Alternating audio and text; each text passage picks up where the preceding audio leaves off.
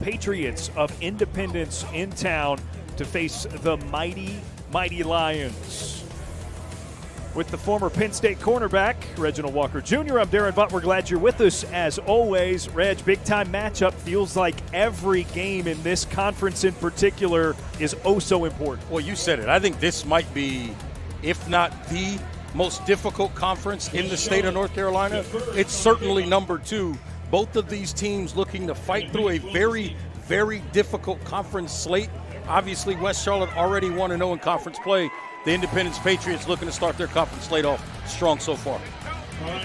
Tonight's WCCB Game of the Week is brought to you by Queen City Home Store, your whole home destination.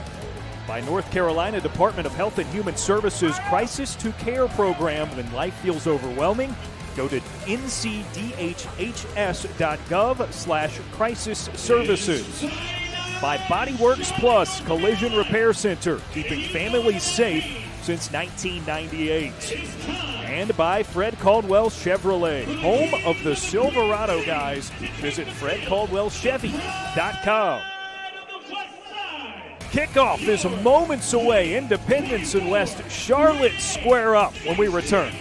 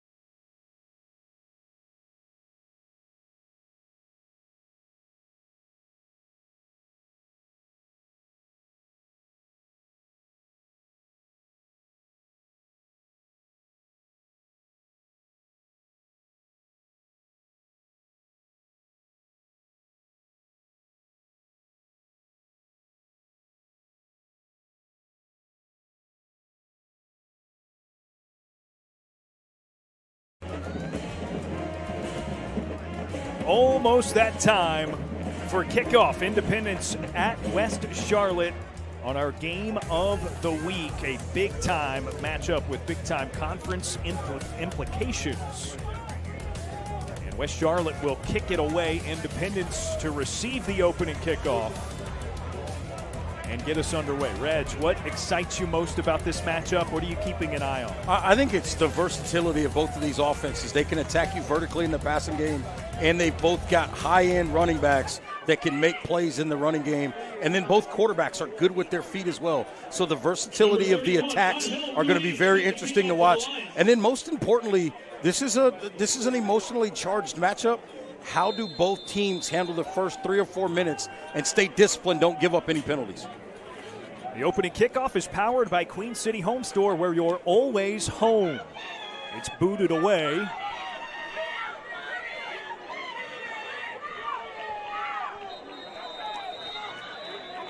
And good opening starting field position for the Patriots.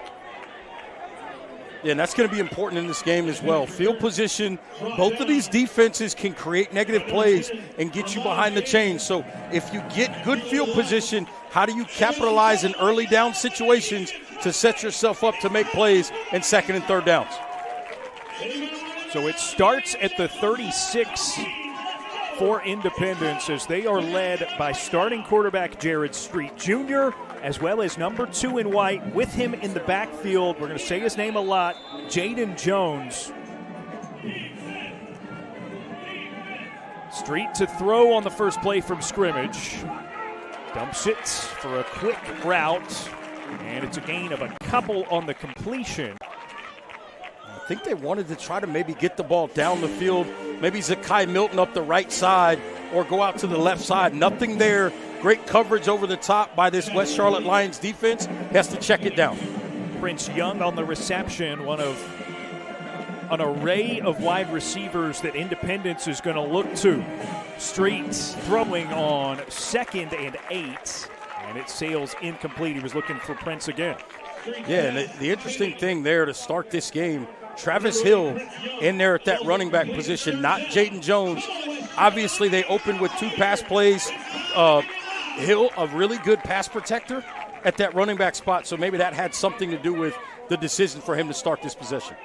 Looks like Street's going to be alone in the backfield here for 3rd and 8.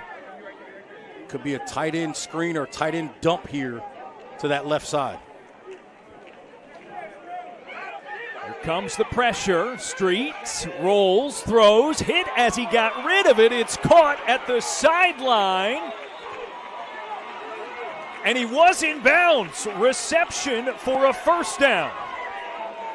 That is a great job by Street. He didn't panic, started to break down, just rolls out and puts that ball up the sideline. Just very well done. And Zakai Milton makes a nice play. Big time first down. It's 1st and 10 in West Charlotte territory.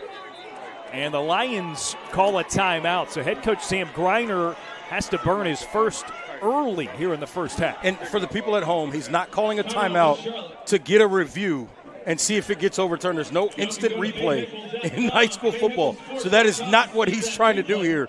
I think there was something he didn't like, maybe a blown assignment or something. They want to get that cleaned up early in this game. So Independence throwing right out of the gate, 3 plays in a row. And it works out pretty well for them to this point. I actually like the game plan. I think they're trying to see if they can get that secondary and those linebackers backed off just a little bit and then go to the running game. So this might be a situation where they're using the passing game to set up the running game.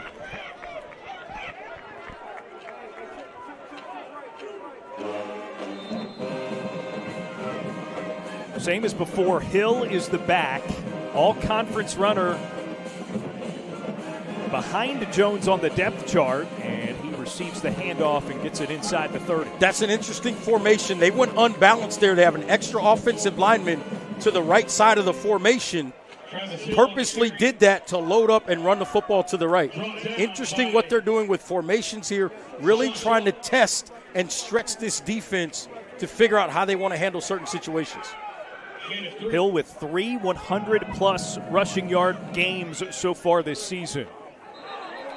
And movement at the line of scrimmage. It's against the defense. This is what we talk about in these kinds of games early on. What you don't want is to give away opportunities, give away yards. And right here, they get the entire defensive line to jump off sides. There it is. That's an easy 5 yards. It's a defensive front for West Charlotte that is without Penn State commit Elijah Littlejohn, one of their best players. Hill on the carry gets across to the corner and is banged out of bounds by Ramaj Daniels, the junior cornerback for West Charlotte. This opening drive has turned out really nice for DJ McFadden Jr. and Independence. First couple of plays, incompletion, stuck with it. They get a big play down the sideline, and now they're in the red zone. In the red zone, and it's a Body Works plus first down for Independence. Another run, and tripped up inside the 10.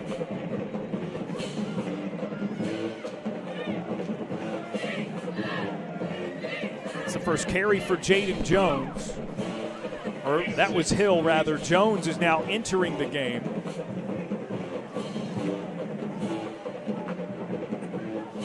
Gain of 6, 2nd and 4. Street hands it. Jones, this is his first carry, a stutter step, and works his way forward around about the 5-yard line. So that'll be enough for the first down. Goal to go for the Patriots. Really nice drive for the Patriots. They used the passing game early. Now they're going to the run game. Indy in the crisis to care red zone. Street out of the shotgun. Another give. Jones hits nearing the goal line, and he's brought down at the 1.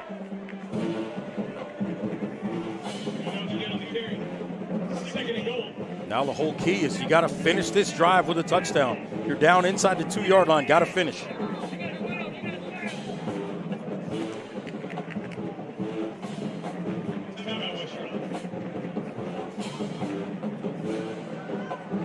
Another West Charlotte timeout is called. So that's 2 gone of Sam Griner's 3 on the opening series. Yeah, and he's not happy about something. I don't know if somebody was late from a personnel standpoint or there's a discipline issue. I'm not quite sure what it is.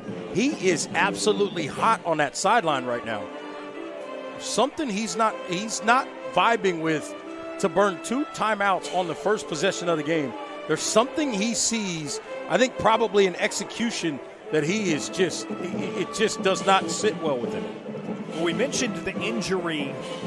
Elijah Littlejohn is a senior, one of their leading tacklers. So some adjustments to be made.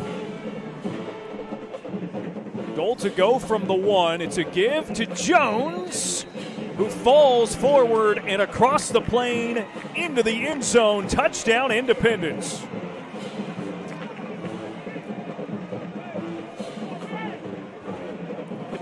The 4th touchdown of the season for Jaden Jones. And this is pretty predictable. Once he came in the game, you knew he was going to get the football, and he does an excellent job working up inside, off to the left, and gets in the end zone.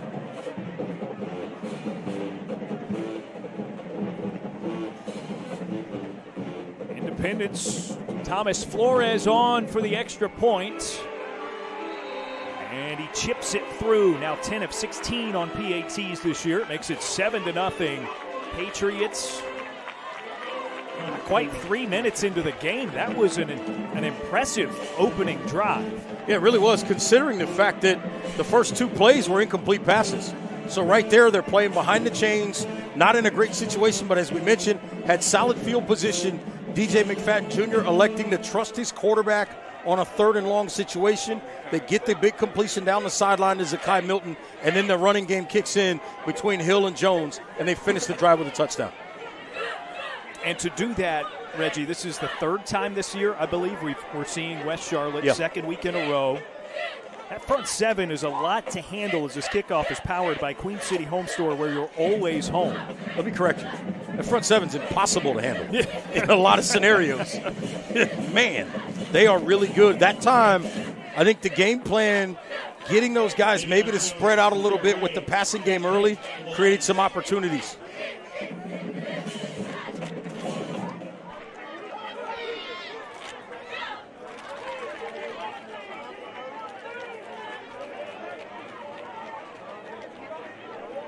Now West Charlotte to receive. Davion Jones and Sincere Gray, the deep men.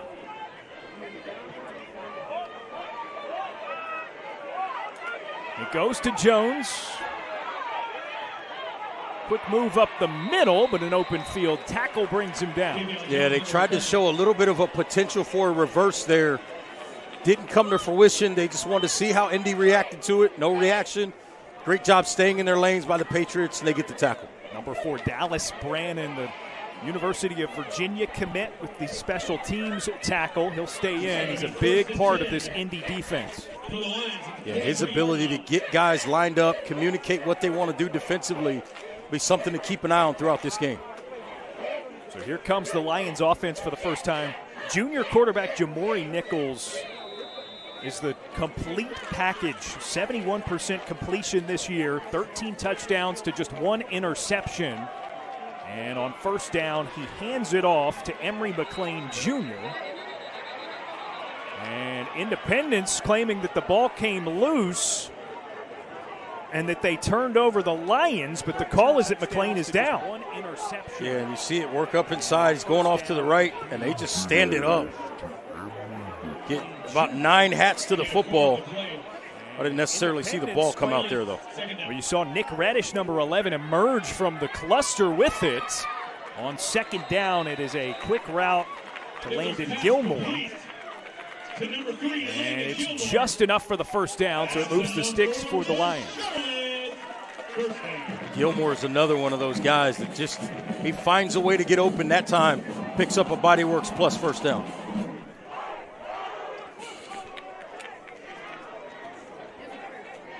Up to the 33 for West Charlotte.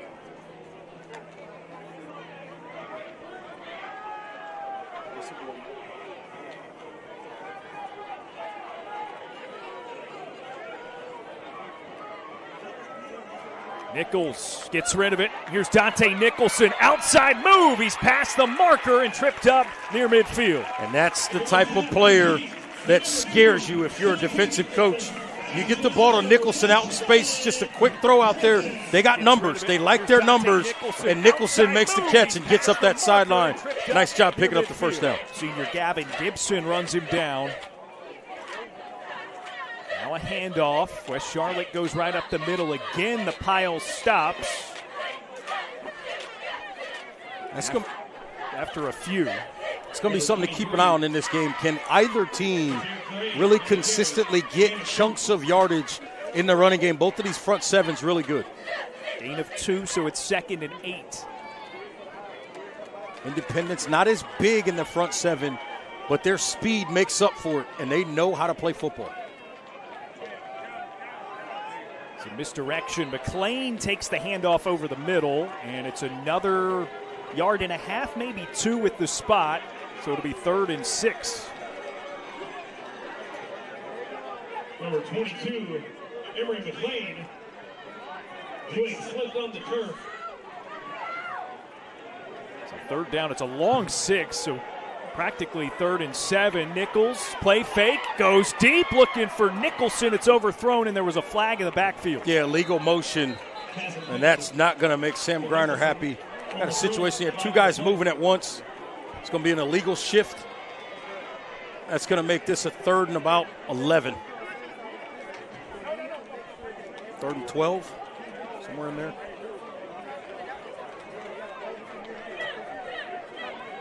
And the penalty declined, so it's going to be 4th and 7. Yeah, so there's what you were talking about. Yeah. Sincere Gray was coming into the backfield, and then you had the receiver motion on that same side he was coming from. It's kind of a choppy start here for the Lions. Really on both sides of the ball. Sam Griner obviously not happy right now. Dante Nicholson, the star receiver for West Charlotte, is also their punter. So he boots it away. And it's downed by the Lions inside the 20-yard line. Independence, a score on their first offensive series, a stop on their first defensive set, and they lead 7-0 with 6:20 remaining in the first quarter.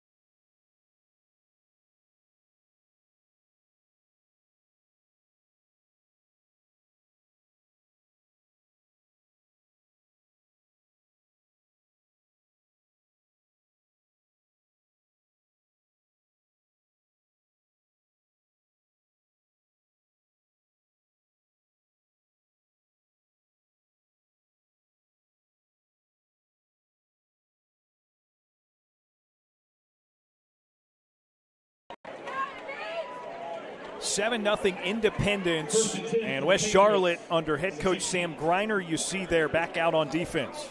Yeah, and Coach Greiner is one of those details guys, little things guys. Not happy so far in this game with some of the little things, a couple of penalties, really trying to get with his guys to get things cleaned up.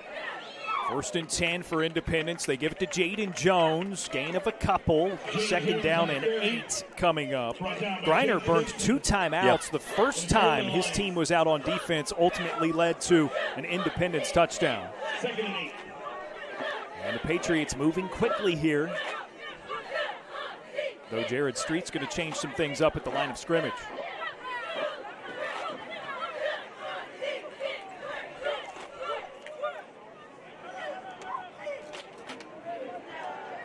Street to throw. Goes to his left and airs it long and incomplete. Yeah, I think he went the wrong way there. I think if he looks to the right, he's got Zakai Milton wide open. They bring a blitz off the edge there, and if you just look in that curl lane to the bottom of the screen, he's wide open to Milton. Instead, he looks to go left to the one-on-one situation, which is not a bad read, and he's unable to get it completed. But I thought maybe he missed an opportunity out to the right, throwing into the blitz there. It was intended for King Rhodes. 3rd and 8 now for Independence. They had 3rd and 8 on that opening drive with their first set of downs. Got a long completion to get it into West Charlotte territory. Street runs away from Sam Johnson. There comes a flag. He was held, and Street throws it away incomplete. Yeah, it looks like the Lions are going to get off the field here on 3rd down. Great job by Johnson with the penetration. Sam Johnson, 13 hurries on the season coming into this game. 13 hurries and about 1,200 headaches for quarterbacks. That time gets up the field, wins that battle. 8 tackles for loss. He's got 3 sacks as well. It's one of those guys that wreaks havoc at the line of scrimmage. And again, we mentioned the injury to Elijah Littlejohn. He shares that top rank, 13 hurries for Littlejohn too, so it's going to have to be Johnson.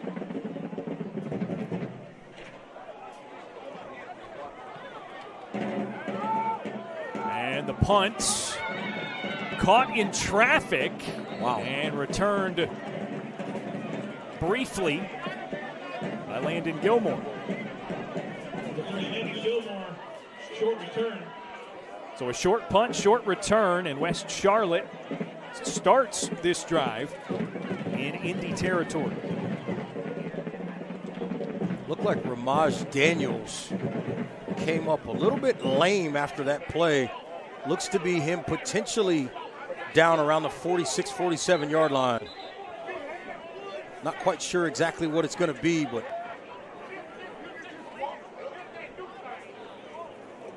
we'll get him checked out.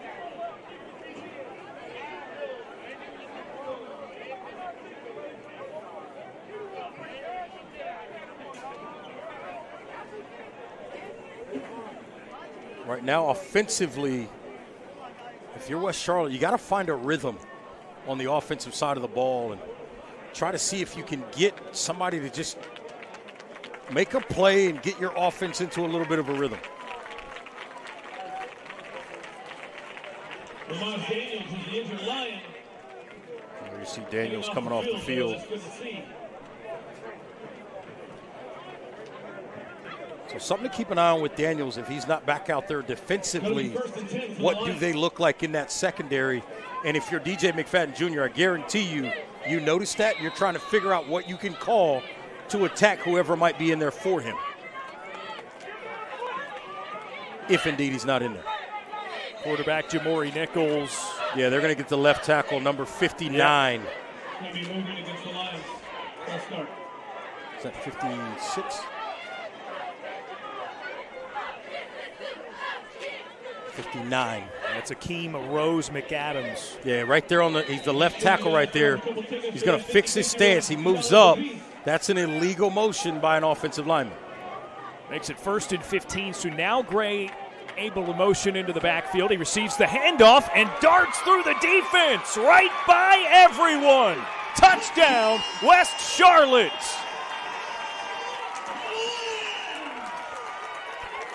47 yards to the crib. Sincere Gray gets the Lions on the board. Yeah, it's just a great job. They're just working off the right-hand side. He gets a nice block, actually from Jordan Moore, the wide receiver. That's the block that springs it, and it's a walk-in touchdown. He had a 90-yard touchdown in their win a week ago. And Sincere Gray with an explosive play.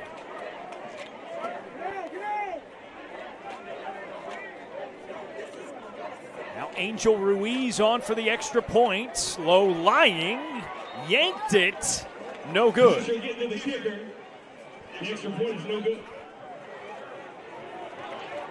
Looked like Indy had all kinds of pressure on that one. Yeah, it looked like there was a little bit of confusion in the protection before the snap here. The offensive line kind of turned around. They were a little confused. And then off that left side, all kinds of chaos there, but unable to get home. But the kick no good nonetheless. So now it's a 7-6 game.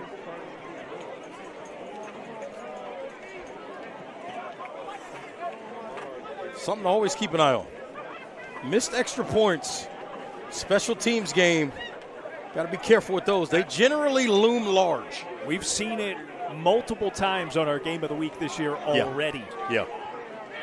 Something like that. Multiple missed extra points, a blocked punt, blocked field goal. We saw a Reagan team win a game by blocking a field goal a couple of weeks ago up at Lake Norman. Big time play. Lake Norman trying to tie it at the end of regulation and send it to overtime. Ruiz boots it away. Jones on the return. Shuffles his way through traffic past the 45 and near midfield. And he's a game changer when healthy, now that he's back for Independence. Yeah, and I love what they did here with the stack to make sure he gets the football. He's a guy they want to get as many touches as possible. Makes a nice run here. Great return, and I guarantee you, special teams coordinator Coach Barnes over there fired up about that kind of return. Indy will take over on the 49-yard line. The game last week against Palisades was really Jones's first full game played this season. 2,000-yard rusher a season ago. It'll be Travis Hill who receives the handoff and is brought down immediately by Sam Johnson. And Sam Johnson's family not far from us. We can see them right in front of us. They get up out of their seats quickly. Tackle for loss by Sam Johnson, a legendary tackle brought to you by Queen City Home Store, taking on the toughest stains at home with the toughest washers in the game. Jarrett Street to throw on 2nd and long, and he finds Prince Young near the sideline. Positive yardage, that gets them to a 3rd and medium. That's good recognition by Street. They brought a +1 blitz off of his right side. He throws right into it. Easy completion. Get as much as you can and set up a 3rd and medium.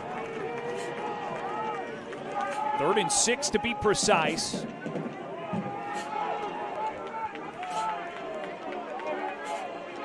Hill remains in as the back to quarterback Street's left. Street to throw. Johnson in there first. And Caden Smith wrapped him up and brought him down. Yeah, Johnson and Smith. It's just, those two guys are unbelievable, but coming off the bottom, it's just a 2-on-2, and they're just no match for the offensive line. Johnson works, gets the penetration up the field. Smith comes underneath him, and they blow it up, and now Independence forced to punt. Now 6.5 sacks on the season for Caden Smith of West Charlotte. And it's punted away. Low bounces.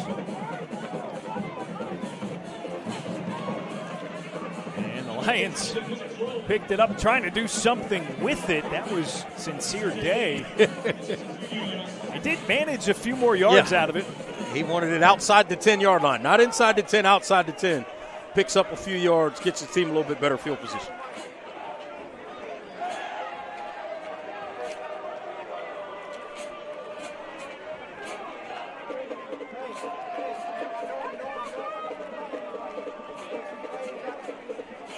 Solid couple of series by West Charlotte since the break, really. After a shaky start, down 7-0, they've got a chance to go the length of the field and take their first lead.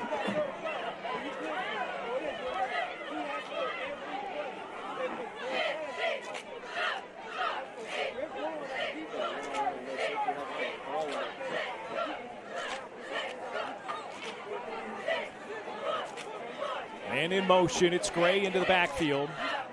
Nichols whips it to the sideline. It's caught for a 9 or 10-yard gain. Dante Nicholson. They saw a one-on-one situation out there with Nicholson. Throw the football out there. Give him an opportunity to make a guy miss and then use that speed to create a big play. Second and 1.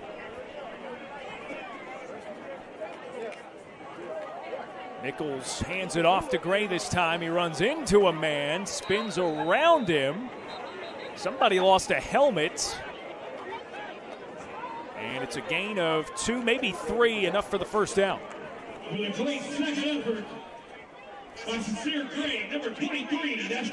body works plus first down as Jorquez Broom, the best offensive lineman for West Charlotte, lost his lid, so he's got to sit out a play. And you wonder if there's a time to send an extra guy, a +1, you send it right where he was. See how this makeshift group, right, back up in there, see if they handle it. First and 10. Nichols gives it to Gray, right up the chute. Past midfield, Brannon runs him down from behind. Dante Nicholson tried to set a block, and there's a flag out potentially on him. I think this is going to be a first down and then a block in the back, so they're going to lose some field position here. But it'll still be a first down for the Lions.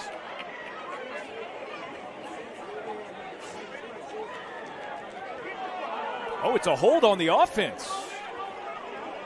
Yeah, I think they get Nicholson down the field on this.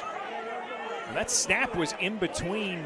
Yeah, I think it's going to be up here to the left of your screen. It might have been, well, maybe it was a little bit earlier in the play. I thought maybe they got Nicholson for something, but yeah, but that looked like he got tangled up by Nick Reddish of Independence. So either way, it's a big play for West Charlotte.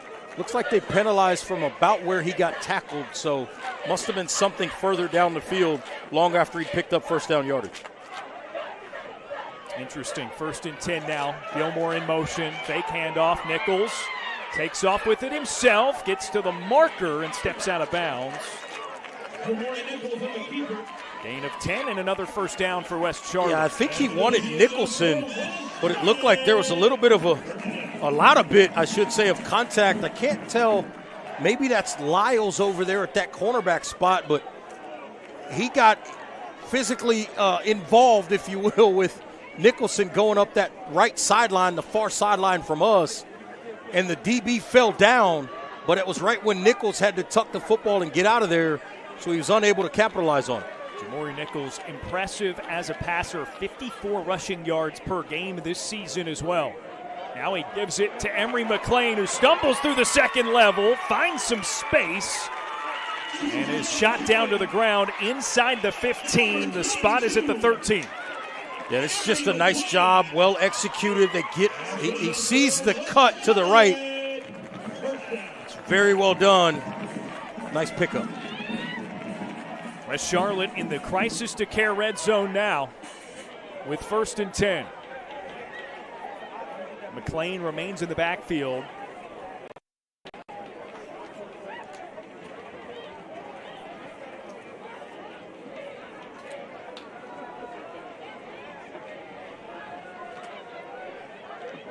Out of the shotgun, Nichols gives to McLean.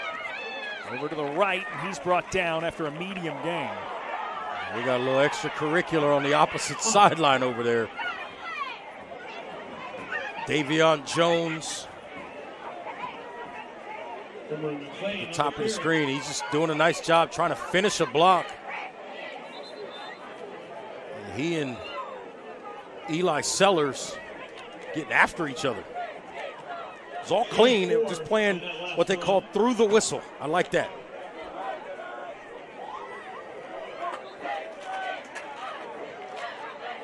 Second down and 6 for the Lions. So a gain of 4, 2nd and 6.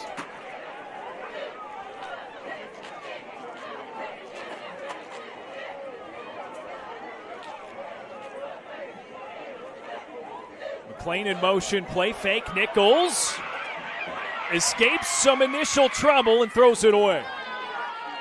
How good is Nichols at not panicking, and then he puts that ball in a spot to where he's not trying to complete it there, but he's nowhere near danger of intentional grounding or anything because he sees a receiver close enough to the area.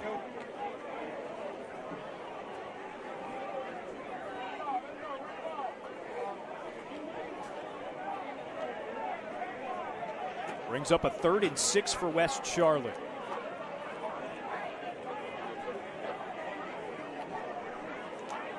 It's 3rd down, West Charlotte. Come on, we need a first down or a score. Let's get loud. We've seen it 100 times over, though, Reg. This is 4-down territory for Sam Grimes. Absolutely correct. Man in motion. It's a handoff. Sincere Gray leaping, trying for the first down marker, and he lost his helmet. I believe he got there, so goal to go now for the Lions. It's great effort. After that run, that's going to be enough. Pick up that first down. That's a big play.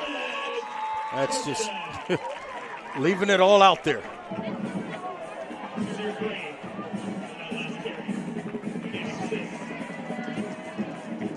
The Lions are at the 3. They're going to tighten the formation here.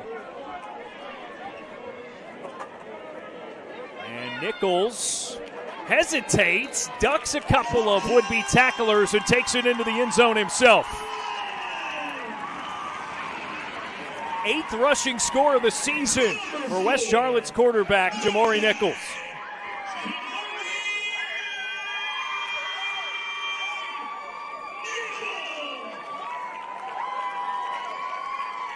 And they're going to go for 2, of course.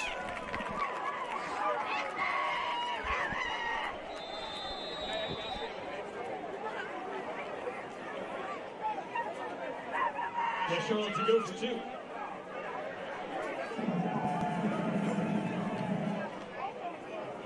Rakeem Finch, the tight end in motion. Nichols rolling that way and gets rid of the football, so no good on the conversion. And it's just a 5-point West Charlotte lead after the score, 12-7 as we near the end of the first quarter. And Jamori Nichols showing the strength, particularly, if I can talk tonight, particularly in that lower body. Talked to him before the game, and I just kind of slyly asked him, I said, hey, how much weight did you put on in the offseason? He said, about 15 pounds. Made a lot of sense. You look at his body from last year to this year, particularly the lower half, a lot stronger, especially in the thighs. He's definitely improved his lower body strength, and you can see it the way he runs the football, especially in short yardage situations.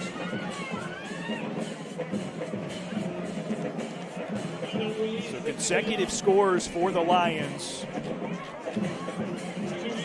And their kickoff is powered by Queen City Home Store, where you're always home. This is a critical drive coming up for Independence. You don't want to start falling multiple possessions behind this West Charlotte offense with the way they've had some success running the football so far in this game.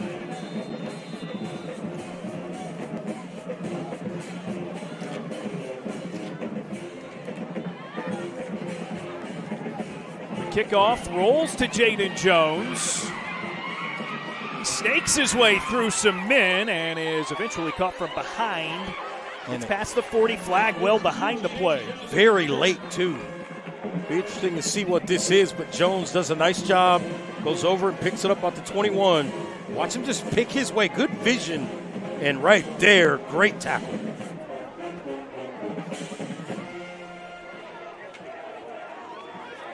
tackle from behind was made by Sincere Day, number 7 of the Lions. It's going to be a blindside block for the against the Patriots. And that's going to take them all the way back to where Jaden Jones picked that football up around the 20-yard line. Trying to see where it was.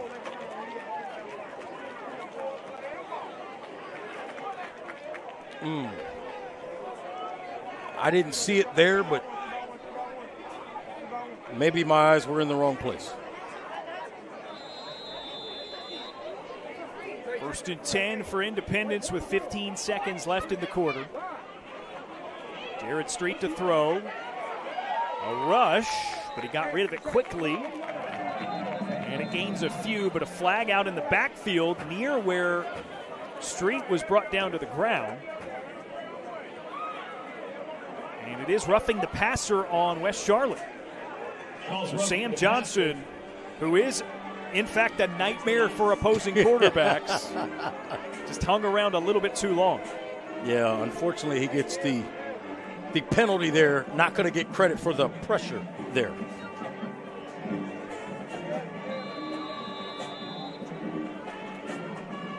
So a short completion instead becomes a 1st down, nearing the 40-yard line, which is where Independence will have it when we begin the 2nd quarter on the other side of this break. West Charlotte up 12-7 on our WCCB Game of the Week.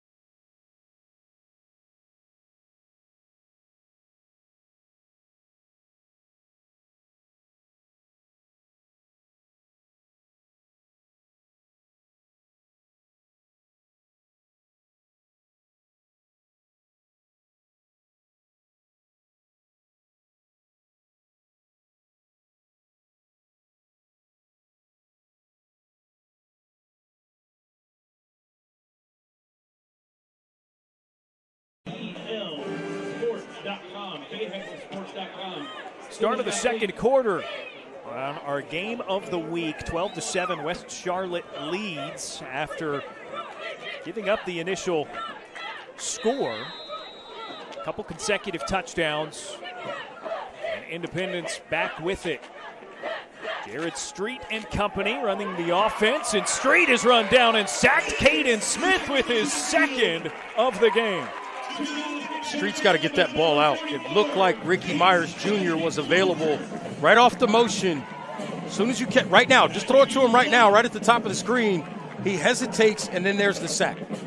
Smith there first, big number 0, Sam Johnson on the follow-up, though he wasn't really needed.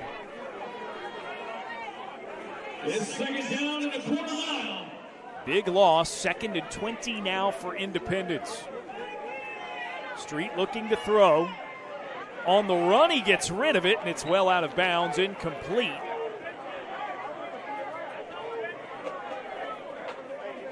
Sincere Day, number 7, the defender there, got tangled up with the intended target or unintended target.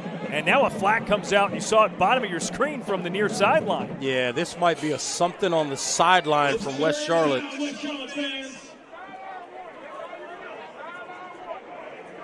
And this might be, if it's a warning, they'll be okay. But if this is an unsportsmanlike, it'll likely be a first down. And it is.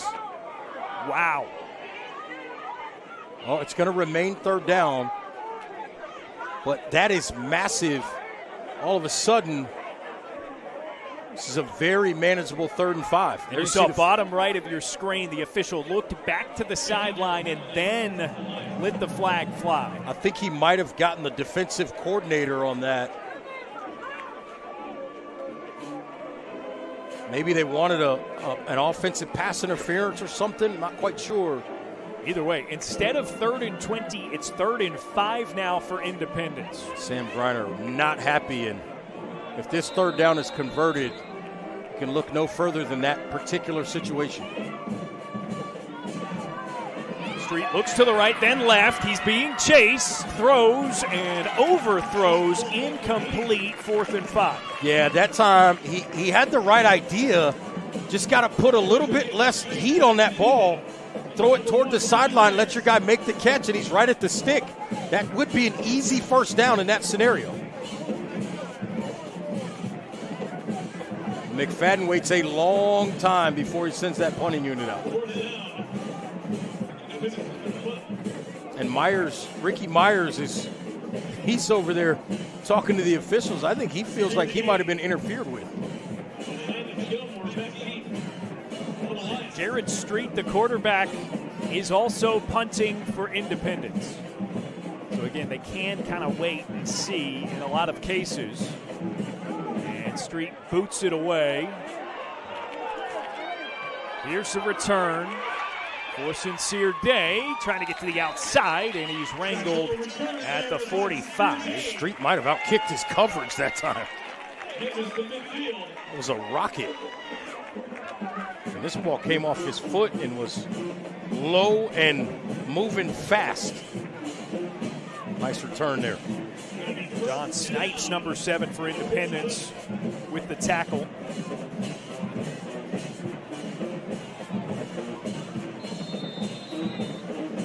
If you're West Charlotte, this is an opportunity to really put Independence in a bad spot. If you can go down and get a touchdown here, make this a multiple possession game, now maybe you can start to affect the play calling and maybe potentially try to force them to become more one-dimensional. Jamil Watson motions into the backfield. Jamori Nichols taps it once and then gets rid of it to Dante Nicholson at the border. They're across midfield for a medium gain. That's great awareness by Nicholson. He's working at the bottom of the screen. He runs a little curl route and there's nothing there. He just keeps working back towards Nichols, back towards the football, and makes a nice catch because he's able to create space and make himself open and available to the quarterback. 6 yards on the pass, 2nd and 4 here for West Charlotte. Watson again in motion. This time he receives the handoff. First carry of the game for Jamil Watson, and he boulders his way to the 35, a first down and then some.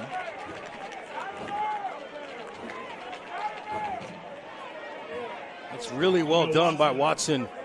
Nick Reddish came flying down the alley to make a play, and he just whiffed, unable to get Watson on the ground. Watson evades him, gets up the sideline, and that's a Bodyworks plus first down. We've mentioned Reddish, number 11 in white, a couple of times on the backside of that defense. Notre Dame commit. 2nd on the team in tackles this season, as well as solo tackles. Play fake, Nichols gives to Nicholson at the sideline, and he's pushed out of bounds shy of the 30, so a few yards there, and it's 2nd and 7. But I like the patience. Jamori Nichols not forcing anything. He's taking what the defense gives him, taking efficient completions, and then letting his playmakers either make a play or they just line up for the next snap.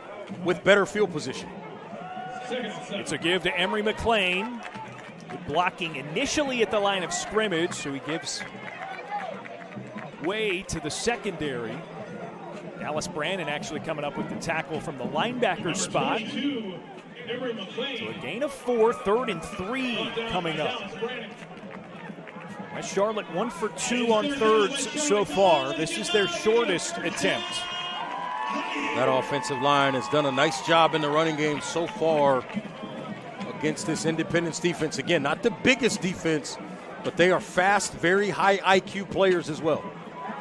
Nichols keeps it, sidesteps a man in the backfield, stiff arms, and is brought down, but perhaps too far out of the bounds of play after that tackle. Brannon came flying in near the line of scrimmage.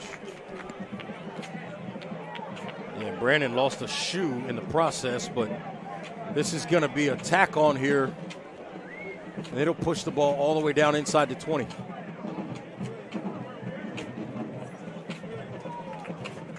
So it is confirmed to be against the defense. Yeah, it's a late hit out of bounds. This actually, they did a nice job defensively with their speed, stringing this out, get some help off the corner. That's a nice play. And then as Nichols tries to reach the ball forward, even though his knees are down out of bounds, Brandon coming over, trying to make a play, and there's the late hit. And the Lions are now in the crisis to care red zone. First and 10 from the 14. Nichols to throw. There's a flag out in the backfield. And Nichols with a jump pass out of bounds. He's trying to get rid of it and get it incomplete and get to the next play. Yeah, I think they're going to get Emery McLean here for a hold in that backfield. He was trying to keep Elijah Sellers from making a play. Sellers came on a blitz. So it is a hold against West Charlotte. That backs them up. See it right there on the left side. It's right there. He spins him out, and that's where the hold came in. Then he throws his hands up. The flags come right away, and then how about this? Obviously out of bounds, but Nichols tried to throw that thing away, nearly got picked off. First and long. West Charlotte pushed outside of the red zone. Nichols goes deep toward the end zone. Raheem Finch is tripped up, and the flags fly. Raheem Finch had 3 touchdown receptions from Nichols a week ago. It was by far his biggest performance of his senior season. And Snipes didn't need to do this. He panicked a little bit. If he attacks the football there, you see the call, pass interference. This is on number 7, John Snipes, down in the end zone. If he just reads the football here, you'll see it to the bottom right-hand corner of your screen. If he just reads the football here, now go get the ball. Instead, he plays the man. If he just reads the football, he probably gets himself an interception and no penalty there to thwart the drive. Instead, he panics, tries to play the contact, goes into the offensive player, and it's a pass interference and an automatic first down inside the 15-yard line. We saw West Charlotte use that same kind of play to their advantage a lot in their win last week. First down, Gilmore in motion. The snap bounces to Nichols in the backfield, and he has to air it out incomplete.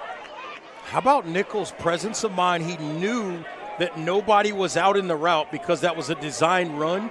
So he makes sure he gets all the way outside of the tackle box and then tries to get rid of that football and throws it out of the back of the end zone to get the second down.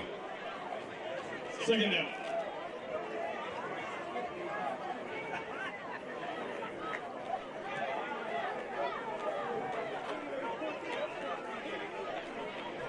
That was going to be a direct snap that time. And instead,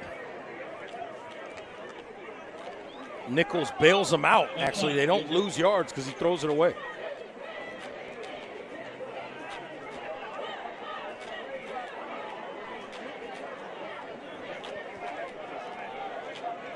Second and 8 from the 12-yard line.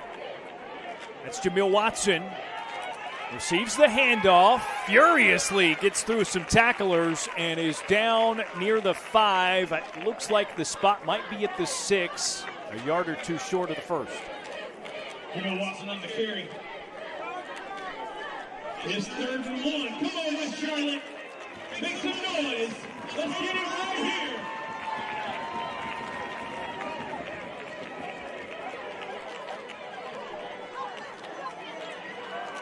And a flag from the defensive backfield. It's going to be a false start. False start, West Charlotte. And I know you guys are hearing some concern about the clock not working. You're fine. The officials are keeping track up here in the box. Okay, so you might have noticed the clock on your screen has paused. That's because the game clock is stuck here in stadium as well. So we've been informed, as well as the attendees of this game have been informed, that the officials are keeping time down on the field.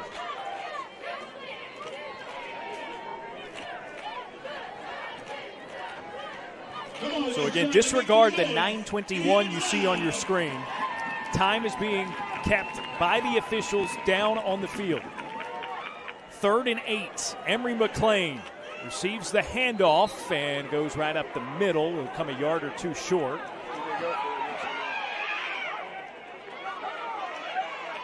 A lot of extracurriculars. That time, Davion Jones and John Snipes getting into it. And yeah, that was off the right of your screen. It looks like Emory McLean is still on the ground. Maybe an injury to him now, too. At this time, let's introduce our cheerleaders. Janelle Anthony. Nice show. So West Charlotte unable to convert the 3rd. But it's deep enough by a long shot, really, into Patriots territory that we knew the Lions were going to go for it. yeah, the unfortunate injury just gives Sam Griner and his staff more time to decide exactly what they want to run here. And a good sign, McLean jogging to the sideline on his own. You see him bottom right of your screen there. So hopefully nothing serious.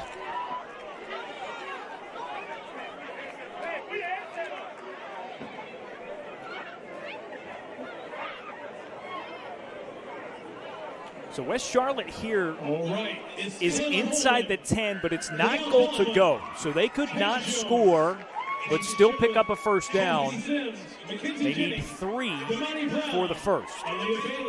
Janelle Anthony, Milan Cross, and I will get the rest after this play.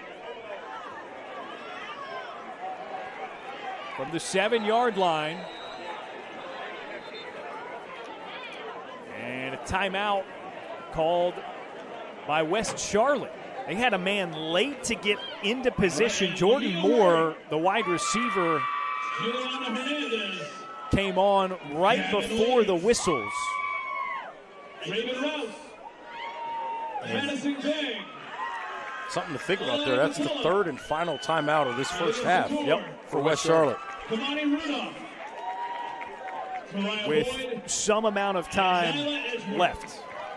The clock did just switch from, it was stuck at 9 and change, and now it's changed a couple of times and is inside 8 minutes remaining. Again, hard to say if that is a sign of the clock working again, or maybe they're trying to get it working again, so we're not going to display that number just yet until we know.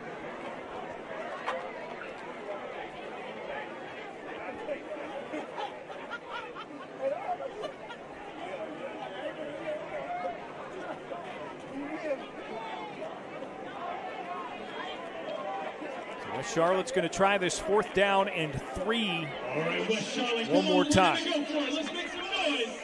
Get loud. We need this play. Finch motions to the left side of the line. Nichols trying to hand off to the opposite side that the running back went. He's stopped at the 5. Needed the 4 for the first, and it's going to be a turnover on down. Yeah, and there was some confusion there because Nichols turned one way and the back was on the other side. And that's going to cost them a possession there. A big-time stop for the Patriots defense. Watch him here.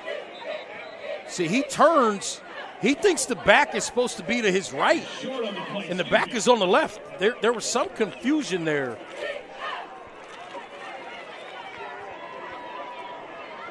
So a turnover on downs. And it's Independence to take over. First and 10. Gives it back to Independence.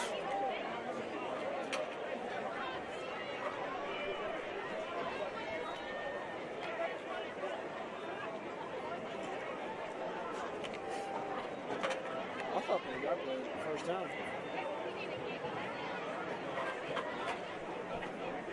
We'll step aside.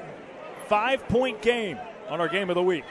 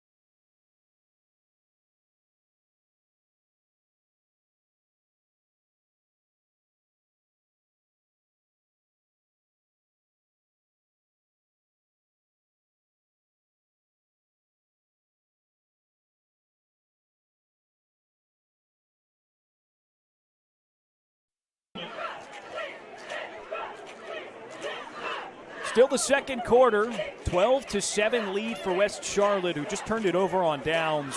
Deep in Independence territory, Patriots take over at the 5. Where they have first and 10 and 95 yards of greenery in front of them.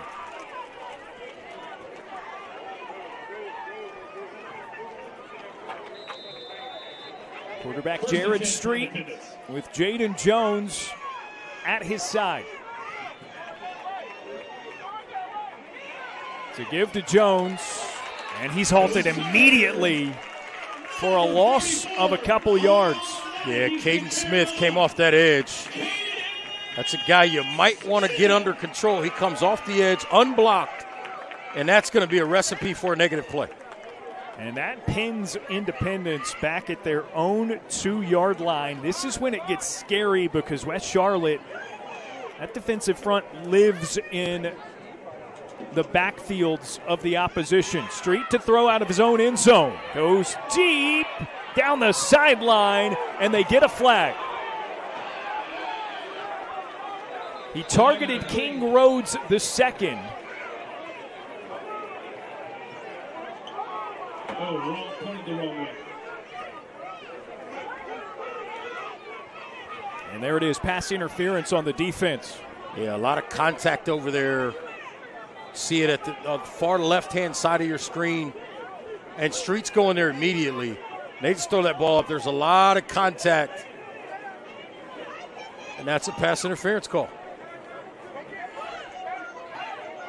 In some ways, Reggie, you can make that an intentional play call. Absolutely. Just to get out from your own end zone, and that's a lot easier in some cases than advancing it truly against this defense. Well, defensive backs are young. Young defensive backs panic. That's just part of it. And sometimes there's a panic when the ball goes up. That particular case, I thought it was played pretty well, but a little bit too much contact. Brings Indy up to the 17. So no real threat of a safety now. The referees will keep the track. Street with Hill to his left. Looking to throw. Dumps it down to Hill on a screen. He sidesteps a couple of guys. Gets past the 20. Gain of about 6. Number 44 puts the stick on him. Caden Smith, he was working a little stunt twist off the outside. He worked back to the inside. They throw the screen right over his head, right into the line stunt, and they get some positive yards there. I like the call. Good timing against that defensive call. Now it's 2nd and 4.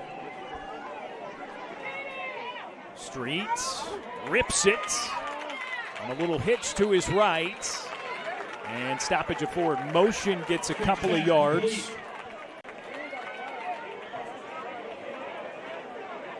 Caught by Rhodes. That's the 3rd time he's been targeted, but his first catch of the evening. Pass complete to King Rose. His 3rd down by Charlotte. We need a stop right here. Now it's 3rd and 2 for Independence. They're just 1 of 4 on thirds so far. They converted on their first series, 3rd and 8, got it into West Charlotte territory, and that led them to their first and only touchdown of the night. Street hands it off. Hill stopped in the backfield. Nowhere to go, no gain, 4th down.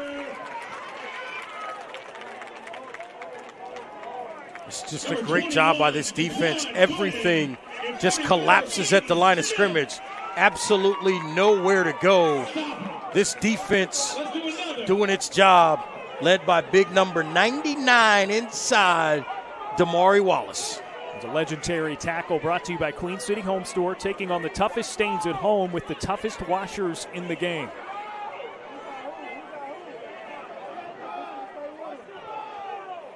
Prince Young motions to cozy up to the line of scrimmage. Yeah, and Street better look on his left side and understand that there is heavy pressure coming. He's got to get this ball out. And some movement defensively. Timeout, Independence. Those Lions watching the ball. Timeout, Independence. So this is a big snap coming up for the Patriots. They're going for it on 4th down.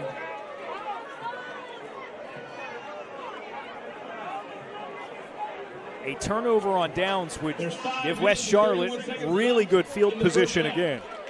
And you've already, if you're Indy's defense, you've already gotten 1 stop inside your own 5. Right. But at the same time, you don't want to keep playing that game with this West Charlotte offense. No doubt. So you want to find a way, obviously, to pick up this 1st down, potentially get some points on the board. Maybe you take the lead going into the half.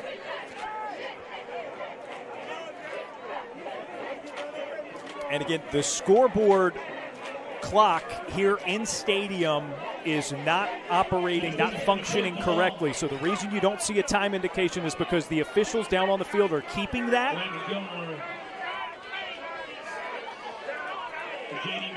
So unfortunately, we are not privy to the clock ourselves as we near halftime. So punt formation back out. Jared Street, a line drive right to the returner, Sincere Day, who gets to the outside.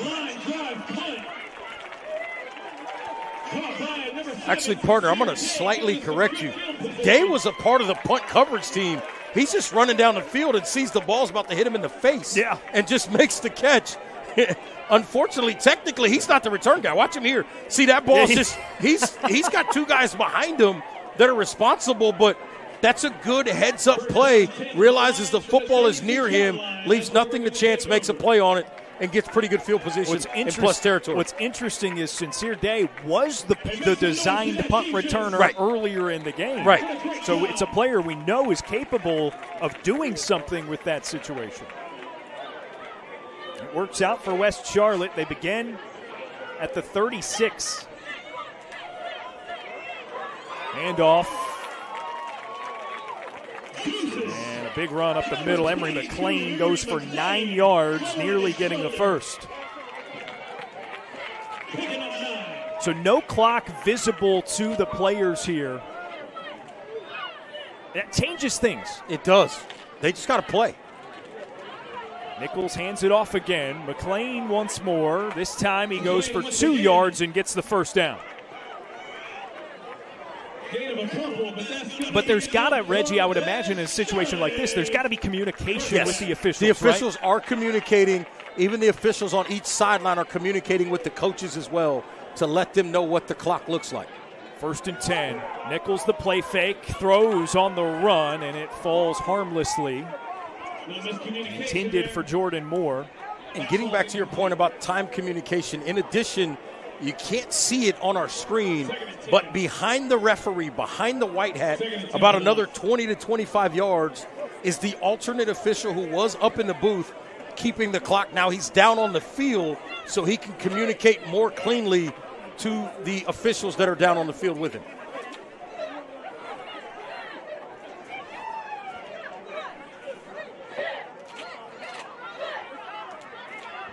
Just more layers of what turns into a complicated mixture of things to concern yourself with if you're a coaching staff. Or Jamori Nichols here, who fakes the handoff to McLean, goes himself, gets to the line of scrimmage, and is ripped down to the ground. Probably should have handed that one off to McLean. Hindsight 2020. It's easy for me to say that now, but you'll see it right here. There's the see. He tried to read it, then he was going to throw it out there on the screen, and there was just too much traffic out there as well.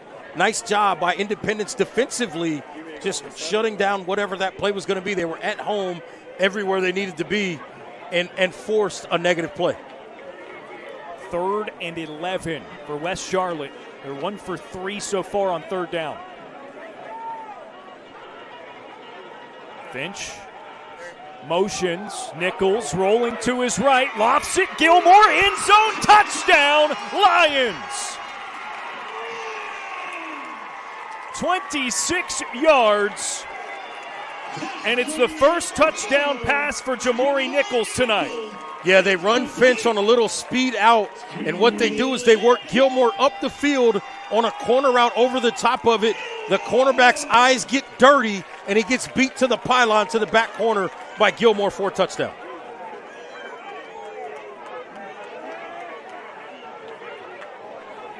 That is the first score for either side in this second quarter.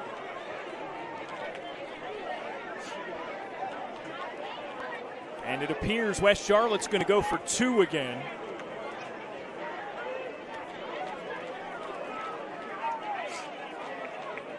Yeah, 18-7 right now.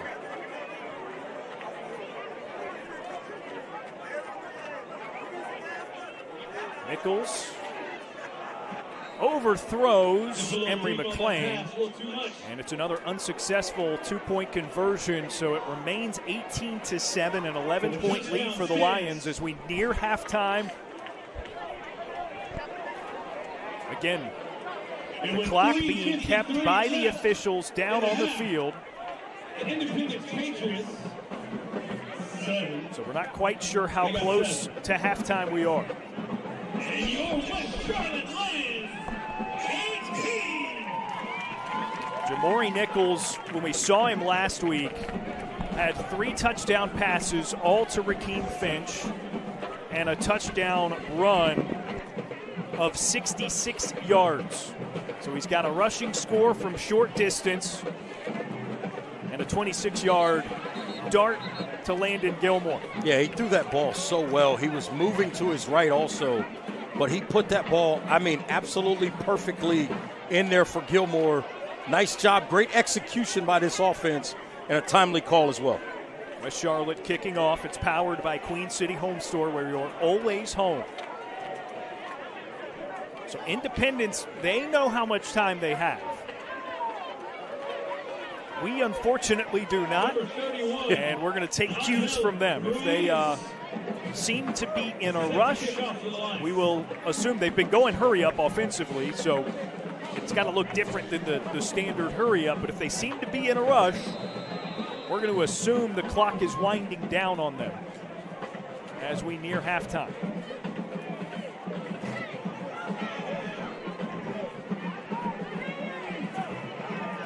Jaden Jones on the return, and a flag out as he's brought down at the 30. By number 24, Jaden Dixon. That was number 20, Christian Lyles on the return, excuse me.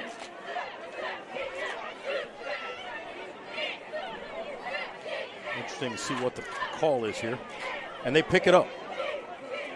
So no penalty there. 3 minutes and 48 But that man right there, as well as this defense has played in the first half, number 5 you see right there in the gray with no shoulder pads on, Elijah Littlejohn, the linebacker, the Penn State commit, out tonight.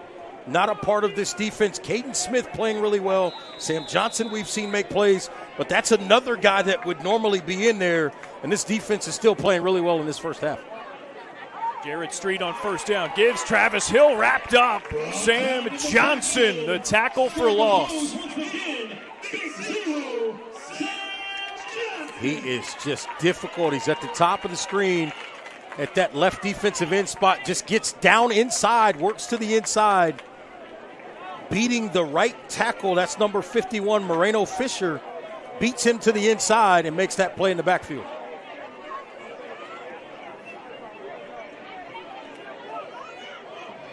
Street to pass, and it's stripped from behind. Independence falls on it and retains possession. But it was forced loose by Jashawn Shaw of West Charlotte. That was nearly a huge turnover forced. Yeah, you see Shaw, he's just working off the right-hand side and just sees Street step up and swipes down with that arm, knocks that ball loose. A massive loss for Independence nonetheless. So they're back at their own 17-yard line. They've got to get it to the 39. It's 3rd and 22. They've got to be really careful not to make a critical mistake here or allow West Charlotte, if they end up punting, to get the ball in the end zone again before halftime. So it's a handoff. Travis Hill pushes ahead, shy of the 25. And now it's 4th and long. Gain of 7. It's 4th and 15. Now the positive for Independence with the extracurricular and all that right there, Sam Griner doesn't have any more timeouts. So he can't stop this clock to save time for his offense because he had to burn timeouts earlier in this first half. So that is a positive for the Patriots at this particular point. Landon Gilmore and J.D. McDonald back deep for the Lions.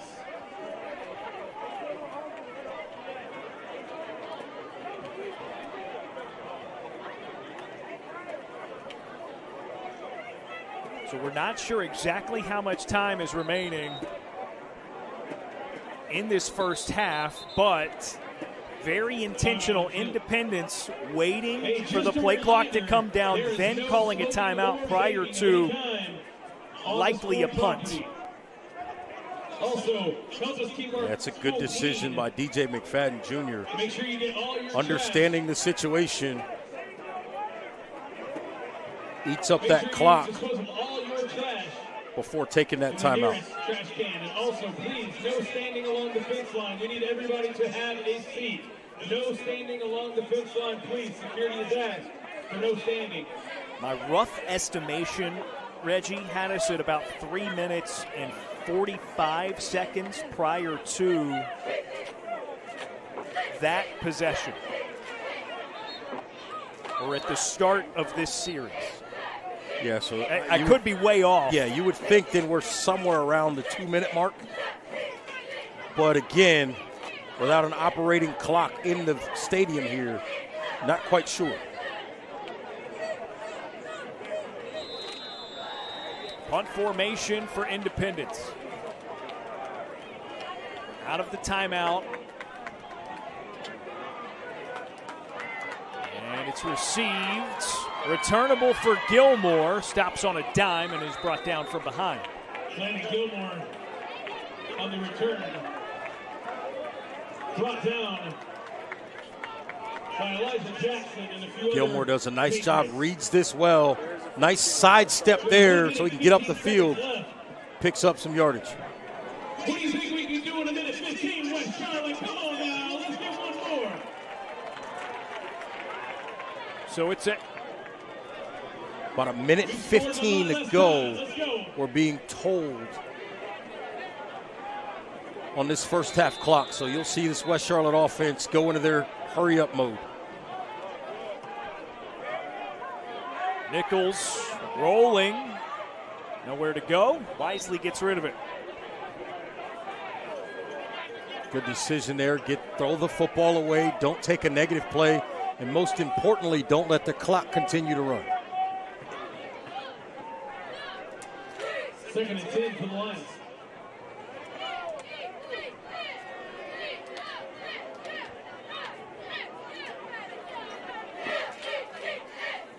West Charlotte does get the kickoff to open up the second half of play.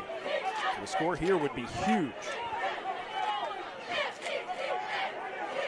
Nichols on 2nd and 10, goes way deep. Nicholson can't quite catch up to it in the end zone. Wow, he was wide open. He's working from the top of the screen, and it's just a one-on-one situation, and he is about 7 yards behind everybody. Rare that somebody gets by John Snipes, who is our Fred Caldwell Chevrolet speed check. Fred Caldwell Chevrolet, home of the Silverado guys. Visit fredcaldwellchevy.com. Also a track star for the Patriots. And we talk about a Chevy, right, and Fred Caldwell. One thing they can do, you don't want to run into those guys. You don't want to get near the hands of Snipes. 8 pass deflections this year. Nichols on 3rd down. Dumps it down low. It's caught by Davion Jones.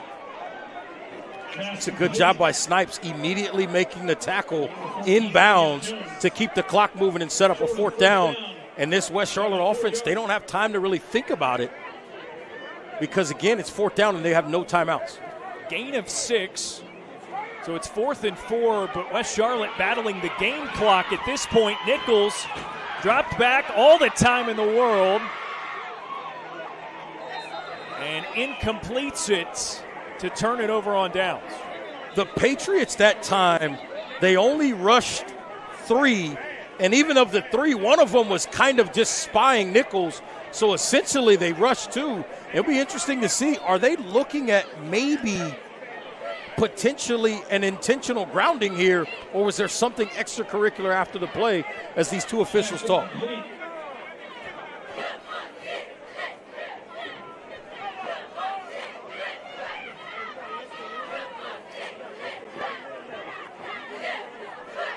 So a personal foul on the offense, it's declined, and thus a turnover on down. Yeah, you see here, look, there's really only 3 guys in the pass rush, and then you get a late +1, and the penalty is actually on number 74 for West Charlotte, and that's Yorkees Broom.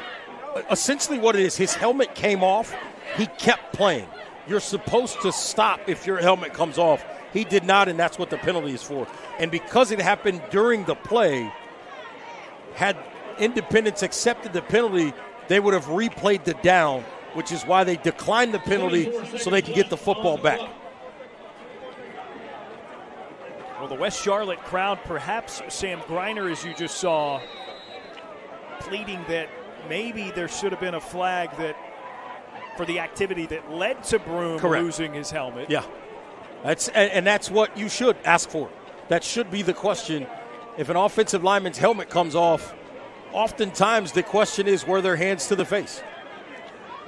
So time winding down. We're not exactly sure how much, but it is not a lot on the clock as the second quarter nears its end. Jared Street fakes the handoff, gives.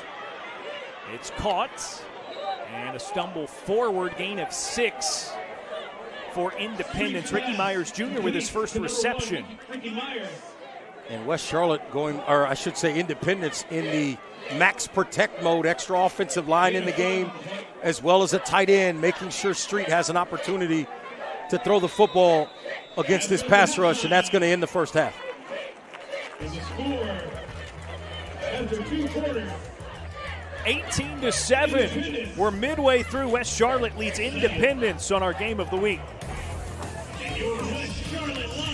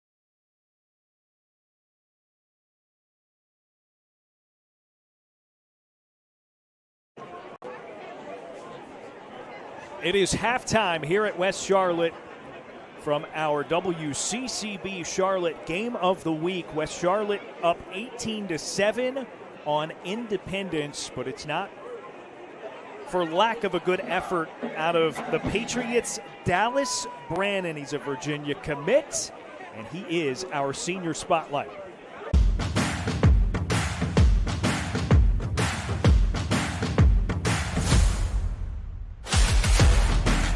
My name is Dallas Brannon. I'm a senior at Independence High School.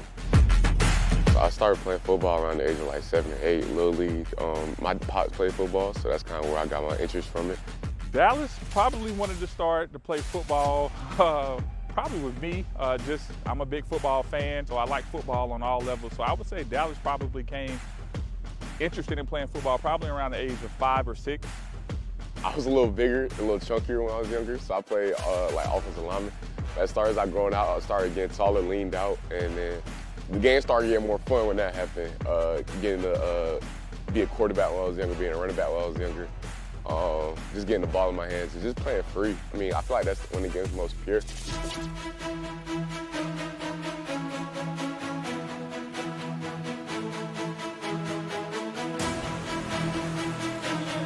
I had heard his name. I knew his dad played here. When he came to our open middle school night, I didn't think he was coming here. And then he just showed up first day of summer practice. I'm like, oh my God, we got one. And he's been great ever since, man. The first freshman year, we knew he was physical. First day we put on pass, so we're like, okay, this kid can help us out. Ever since then, man, he's just taken off like a rocket ship. He's gotten better each and every year. Hey! Patriots, are you ready? Patriots, are you ready?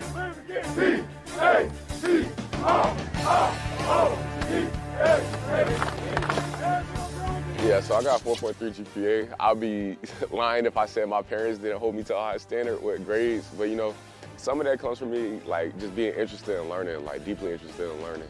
We did the play Grease in the school musical. Dallas is a thinker. He likes to think. He loves to read. He loves music. People that know him that's in his inner circle. In his spare time, he likes to create beats.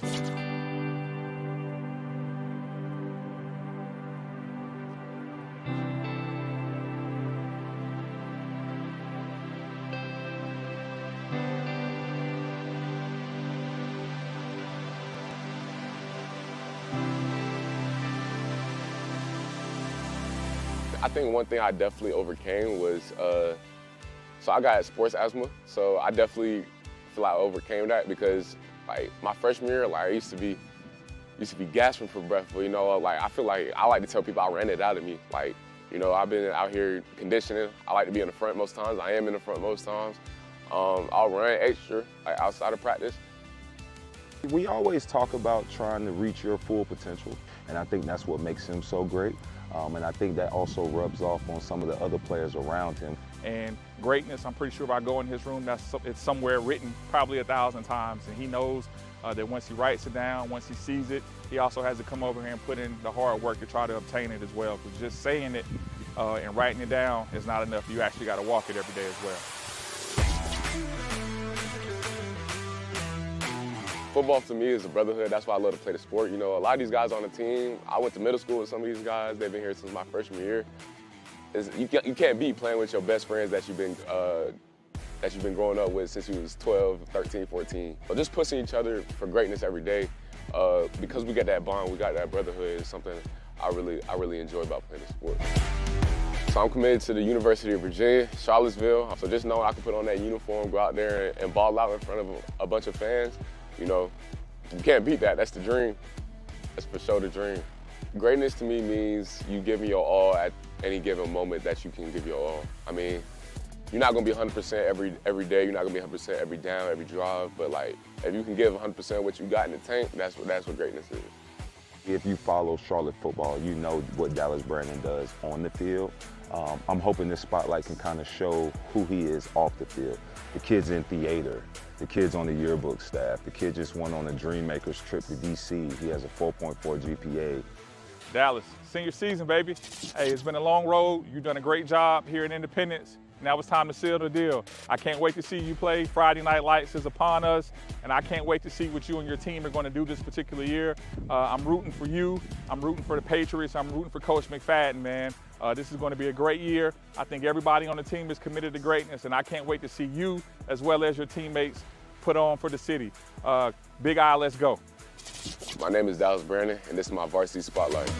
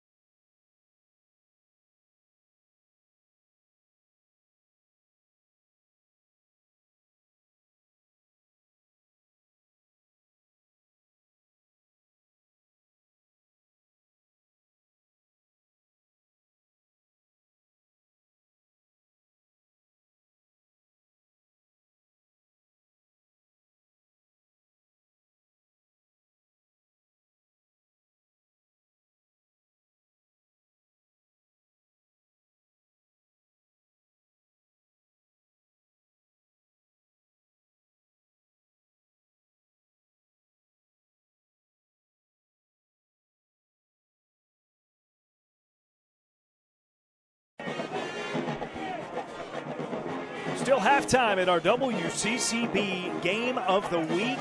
18-7 lead for West Charlotte, hosting the Patriots of Independence. Our WCCB game of the week is presented by Queen City Home Store, your whole home destination. By North Carolina Department of Health and Human Services Crisis to Care Program. When life feels overwhelming, go to ncdhhs.gov/crisis services. By Bodyworks Plus Collision Repair Center, keeping families safe since 1998. And by Fred Caldwell Chevrolet, home of the Silverado guys. Visit fredcaldwellchevy.com. When we return, the start of the second half of action at our WCCB Charlotte High School Football Game of the Week. Just an 11-point difference to this point between Indy and West Charlotte.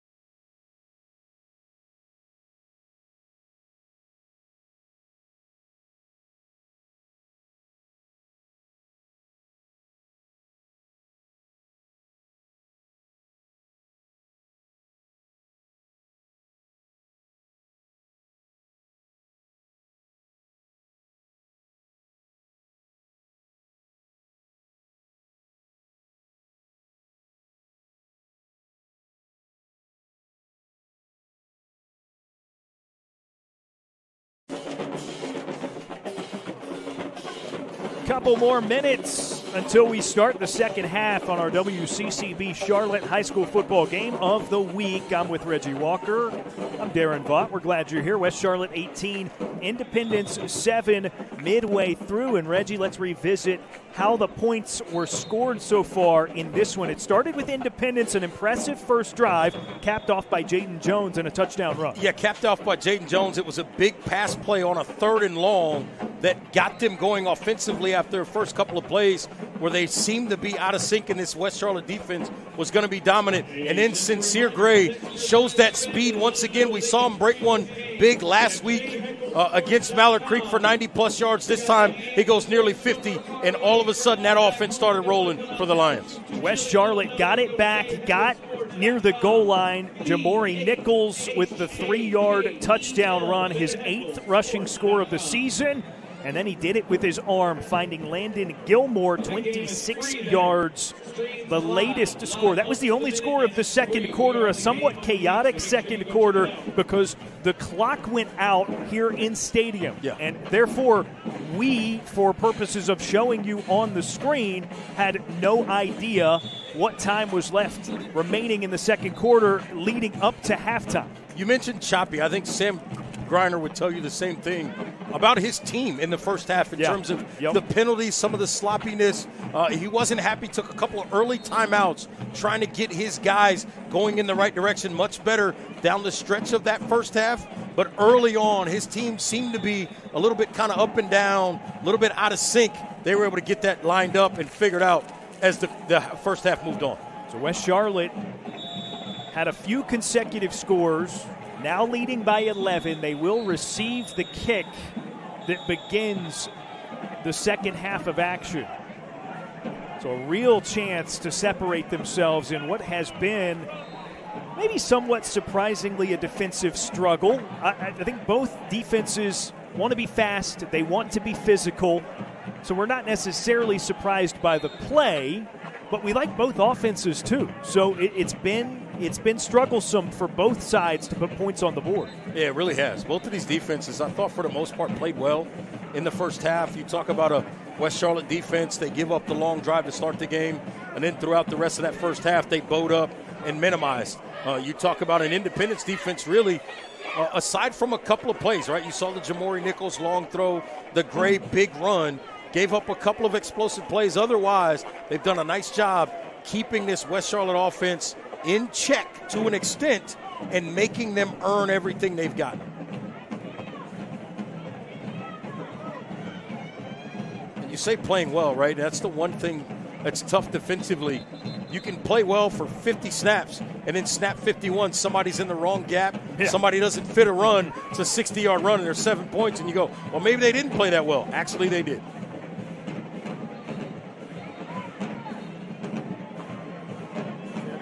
Both teams retaking the field. West Charlotte 4-2 overall on the year. Independence 4-1. Both now part of the new MEC Power 6 conference, which includes 7A and 8A programs. And it is a stacked league, to say the least. It's called the new MEC headache if you're one of these coaches, because every week you look up and somebody else that you got to play is absolutely loaded with talent. Well, we talked about it last week with Mallard Creek, and basically it's the playoffs every week. It really is. I mean, the interesting thing is you may see 4 teams, maybe more, out of this conference make the playoffs because of the way that the standings and the seeding and the playoffs work. You might see multiple. And Independence tries an onside kick. It got to the 50, and they got it. Wow, Patriots recover to flip possession to start the second half. This will come with some deliberation. That onside kick powered by Queen City Home Store, where you're always home. And that is just an excellent job by special teams coach Del Barnes. Been coaching high school football more than 20 years in this area, and he does a great job there. Speaking of Mallard Creek, with Coach Paul Mary during that impressive run. Yeah, that super successful run. The officials are talking here. Oh, West Charlotte football. And they're saying it didn't quite go the 10 yards. We'll take another look here. It has to get to 50-yard line. That's where it has to go. And you see the Lions retreat. They react late. Oh, wow. Wow. Yeah, it was scooped up at 9.5, it looked like. Well, and it's interesting because his feet were beyond the 10 yards, and I think that's where he thought he's okay. He got his feet on the other side of the line, but the football had not quite traveled that far. That's great eyes by the officials to get that call right. Especially in a scenario where we find ourselves reminding the viewer a lot, hey, the referees, the officials don't have the looks that we have. They don't. That is an incredible eye to notice 9.5 yards on the onside kick. Sincere Gray receives the handoff on first down and is tripped after a gain of 2.5, 3 yards given the spot. It'll be 2nd and 7. I tell you what, that was a great way to start the second half. Unfortunately, for the Patriots, weren't able to get it, but that would have been a great scenario for them to steal a possession there. 2nd and 7. Jamori Nichols whips it to Dante Nicholson. A step to the outside. He's dragging a man to the 40. 1 yard short of the first. It'll be 3rd and 1. Yeah, I like the decision by Nichols. A little pump fake, draws a defender, and then puts it right on Nicholson for a catch to set up a 3rd and very short. And as aggressive as Sam Griner is, it wouldn't surprise me if he takes a shot here with the mindset that he's going to go for it on 4th down. It's at the Indy 40. Neither team has been very successful on 3rd downs tonight. West Charlotte 1 for 5 in the first half, whereas Independence was 1 for 6.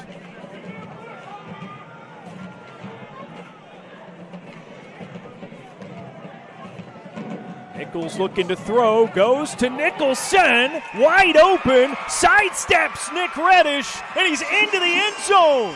There's the shot. West Charlotte scores.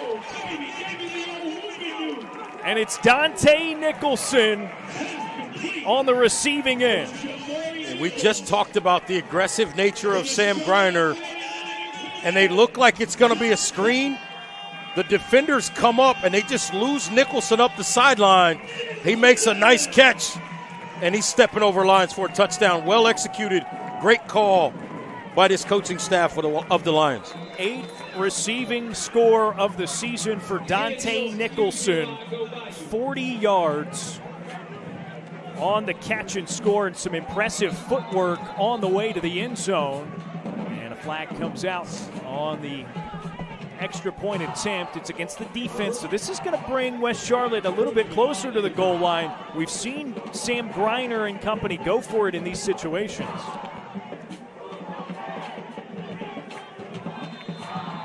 Looks like he's going to keep the kicking unit out there this time.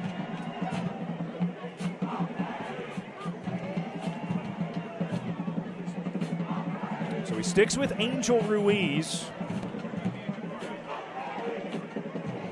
Gilmore gets the hold down. Ruiz. And it's true.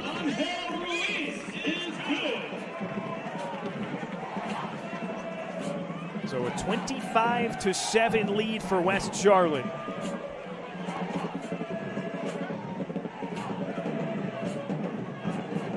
And all of a sudden, this game feels completely different.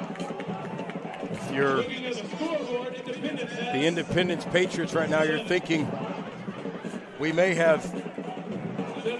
be in a situation where our running game, which is a high-level aspect of our offense, is going to be somewhat neutralized because of how far back we're down and how far we're going to have to come in this second half.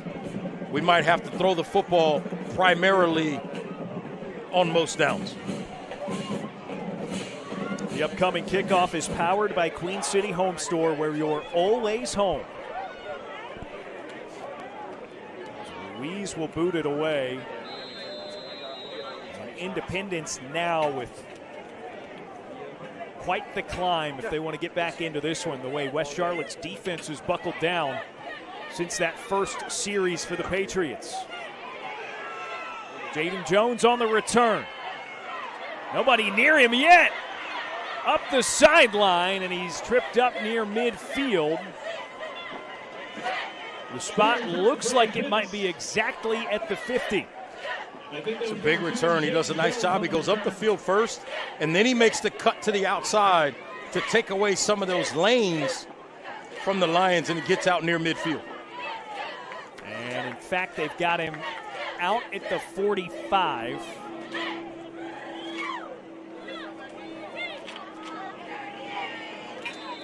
Nice starting point for the Patriots either way. Jared Street Jr. runs the offense. Rolling to his left. Pursued. Can't escape. He's brought down by Jaden Dixon. Again in the backfield. Yeah, he was rolling to the left, and I think that was, it was a great job by number 1, Michael Griffin Jr., I should say, pushing him back the other way. And then there you see they close it out with the sack. Very well done. Great job setting the edge. Griffin in the blue gloves. We haven't said his name a lot, but he's the team's leading tackler. Street on 2nd and long. Throws it near the initial line of scrimmage. And it's caught by King Rose. Yeah, Griffin Jr. laid a hit on Street again that play. Still just a little short of the original. Street had to be helped up by a teammate. Griffin, an interception this season. That came last week in a pivotal moment against Mallard Creek, en route to a Lions win. Now 3rd and 12. Street pump fakes, runs, gets the line to gain, but a flag came out in the backfield well before that. Yeah, I think it's going to be a hold. It's coming back. Yep. I thought Street did a nice job. Excellent decision. He saw there was nothing there. Protection was breaking down. Tuck that football and run. All of this is the right thing, right? Like, he sees it, nothing there, let's go. Gets out of there, but unfortunately the hold is going to take away that first down scamper by the quarterback. So 3rd and 12 becomes 3rd and 22.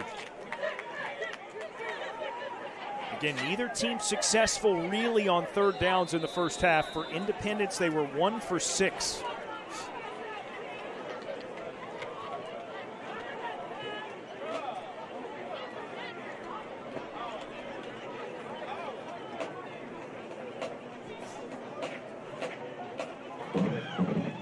Street gives in the flat. Jaden Jones catches and is hit hard behind the line of scrimmage.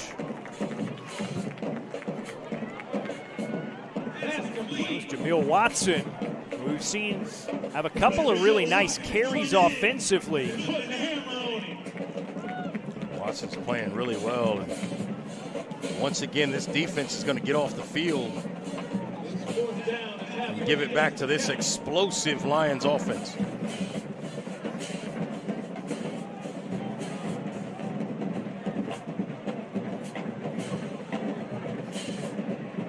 Street punts it away. It's a little more air under it this time. Still caught and returned. And J.D. McDonald gets it toward midfield.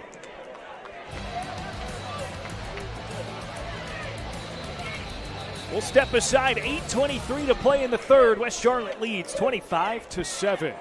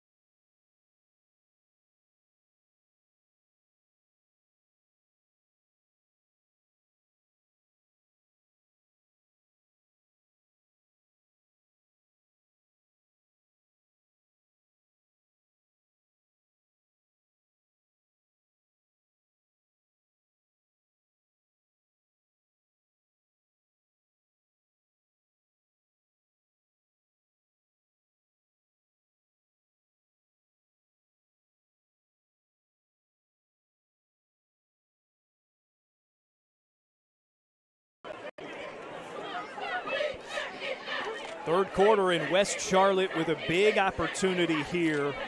Leading by 18, they have possession again. First down, West Charlotte. After forcing a punt from Independence. Gilmore the man in motion. Jamori Nichols, play fake. Goes way deep. Dante Nicholson leaps up and reels it in inside the 10.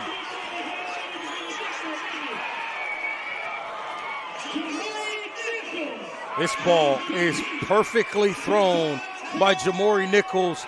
And watch Nicholson adjust and attack at its highest point. Well done by number 2 right there, Dante Nicholson. A flag came out following the play, and it's an unsportsmanlike conduct penalty.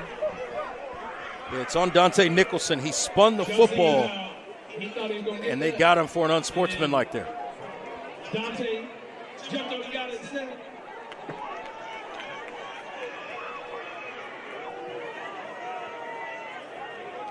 So instead of being inside the 10, now West Charlotte has it at the 22-yard line, or forgive me, the 21. Come up to the press box, 162-425. Either way, that's a big connection. Nichols to Nicholson. It's been about as good as any tandem in the high school ranks in the state this season. I like his adjustment to go get the football. Didn't wait for it and let the DB get back into play. Nichols spins, gives to Emery McLean. Right up the chute, gain of 6 or 7. And he gets it inside the 15, so West Charlotte now in the crisis 2-care red zone.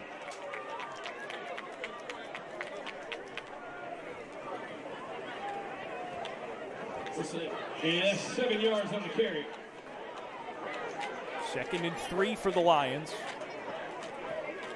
Both running backs in.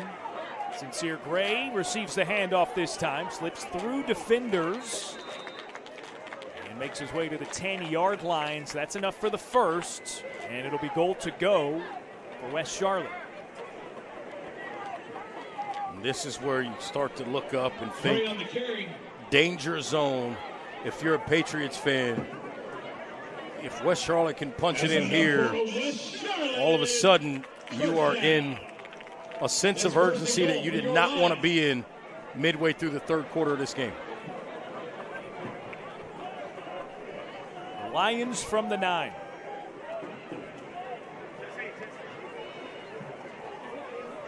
Hand off to McLean, and he is gang tackled to the ground. Emery McLean caught in the backfield.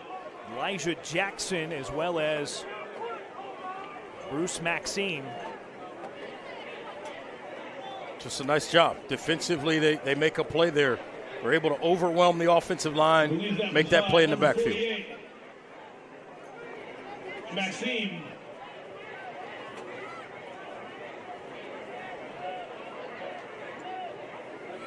Independence has had a stand where they turned West Charlotte over on downs inside the 5 already in this game. That was earlier in the first half.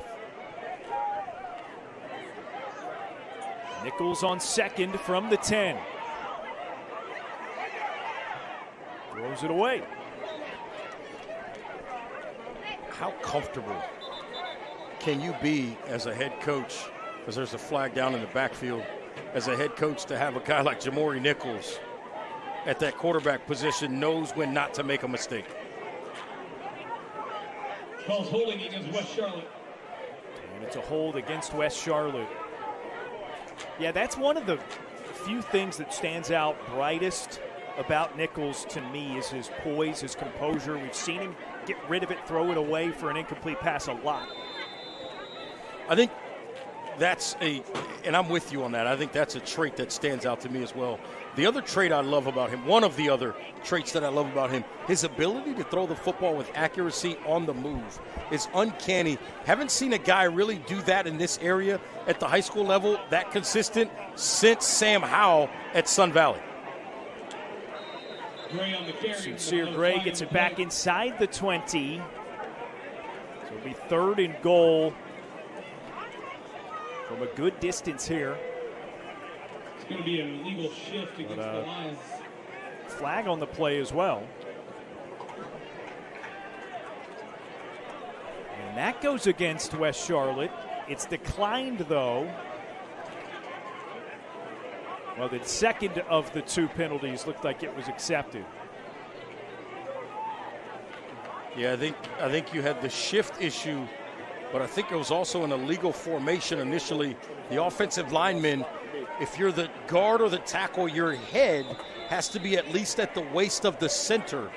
Those two guys on the right side did not appear to be at that particular alignment, so that might have been the issue as well.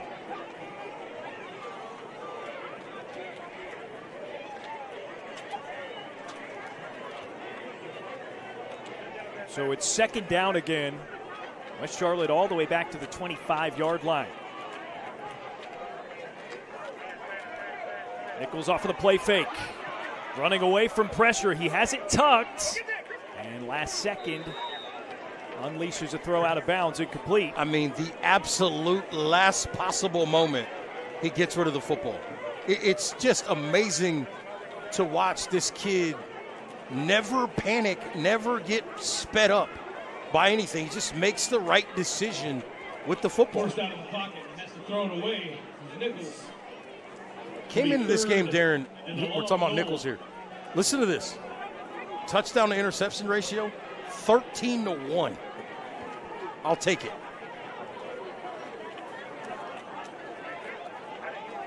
He's added a couple of throwing scores. So now 15-1 on the season. 3rd and goal from the 25. It's a handoff. McLean up the middle, stopped at the 15. Ryder so a may gain go of for 10. He's going to kick it. So out comes the field goal unit. Angel Ruiz has not attempted a field goal all season. It's just not typically the style of this West Charlotte team. And so this is going to be set up for a 31-yard attempt. Gilmore's hold is down. Ruiz doesn't have quite enough on it. It might have been wide left as well, so no good.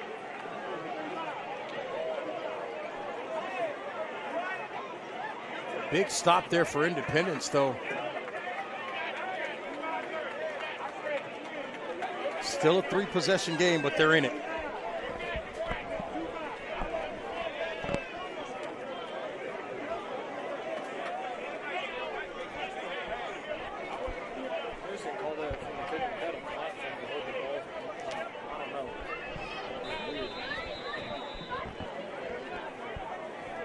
So a stop for Independence. Could be a big one. Jared Street takes it himself. And pushing for the first down. Might have gotten it. Yeah, that last second reach. 10 yards exactly on the gain. And it moves to sticks. On the keeper, first down. His head coach, DJ McFadden Jr., told us Jared Street can run the ball. And that time we saw him pick up the Bodyworks Plus first down, but he's a better runner. He's got more speed, I should say, than I even recognized on film as he throws a completion that time out to the right-hand side. But he's got plenty of speed at that quarterback position. Jared Street, I mean, that was a nice run the previous play there. 3rd completion of the night to King Rhodes.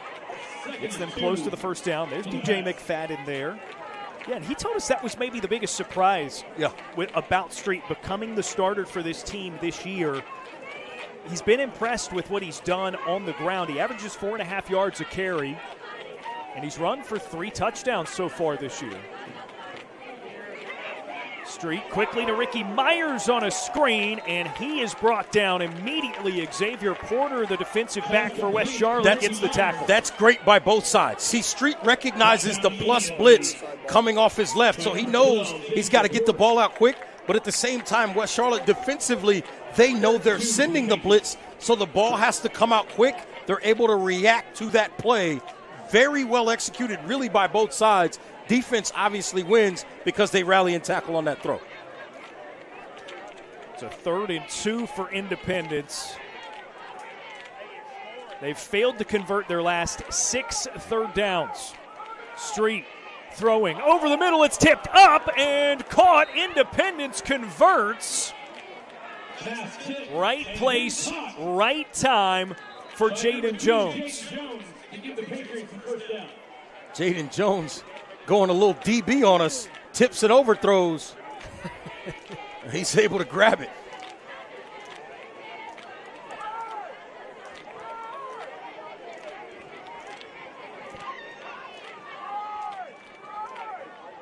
A sigh of relief for Independence as this drive continues. And they'll hand it to Jaden Jones, who can't manage any positive yardage there. Run for no gain, 2nd and 10. Brought down by number 21. Oh, 2nd and 9 make that. They gave him a yard. Gain of a yard. Jones, for the most part, hasn't totally gotten on track tonight. He nor Hill. This running game, really this offense hasn't quite gotten into a rhythm against this really, really good front seven of West Charlotte. Street quickly finds Jones. They're trying to get him some open space. He spins out of the way of trouble and darts up the hash toward midfield, but there was a flag out there.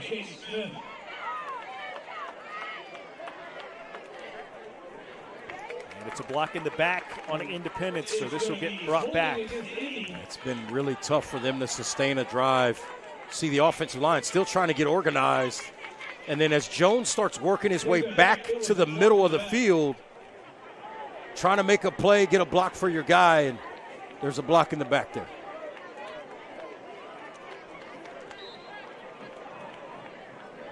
Second and long for the Patriots. Patriots behind schedule again, 2nd and 20.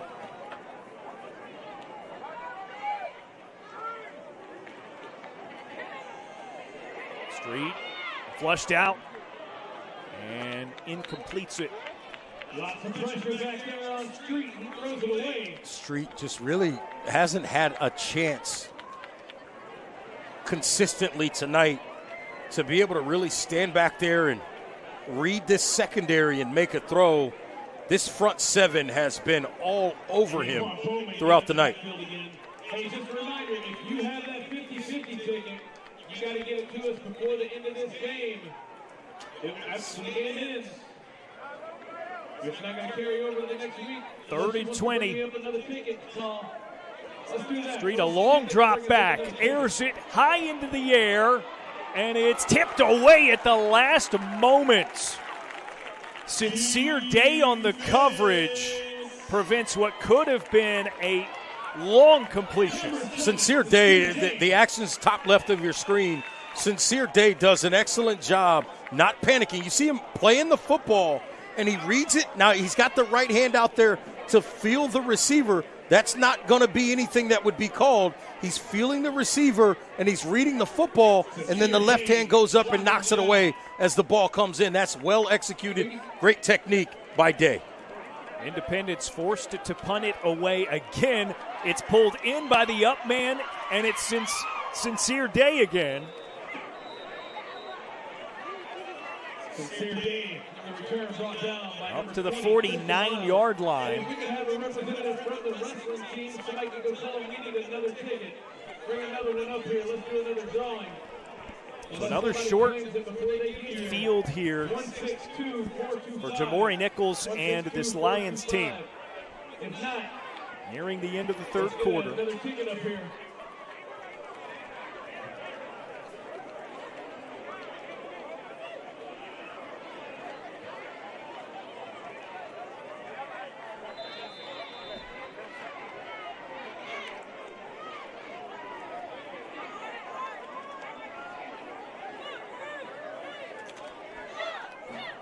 Jamil Watson joins him and receives the handoff straight up the middle.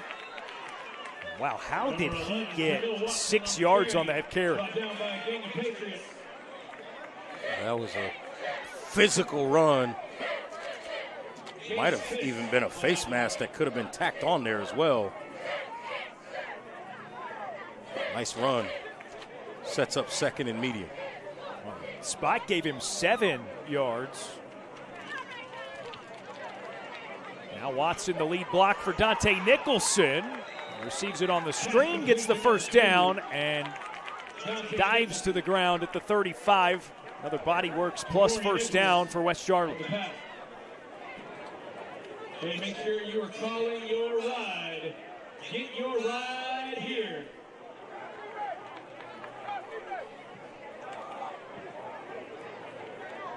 Sam Griner, I think, is going to let this one tick down to the fourth quarter. Yes, sir. Clock hits 0, and we've got 1 quarter remaining. West Charlotte surging again, up 25-7 on Independence. Every week, we shut down.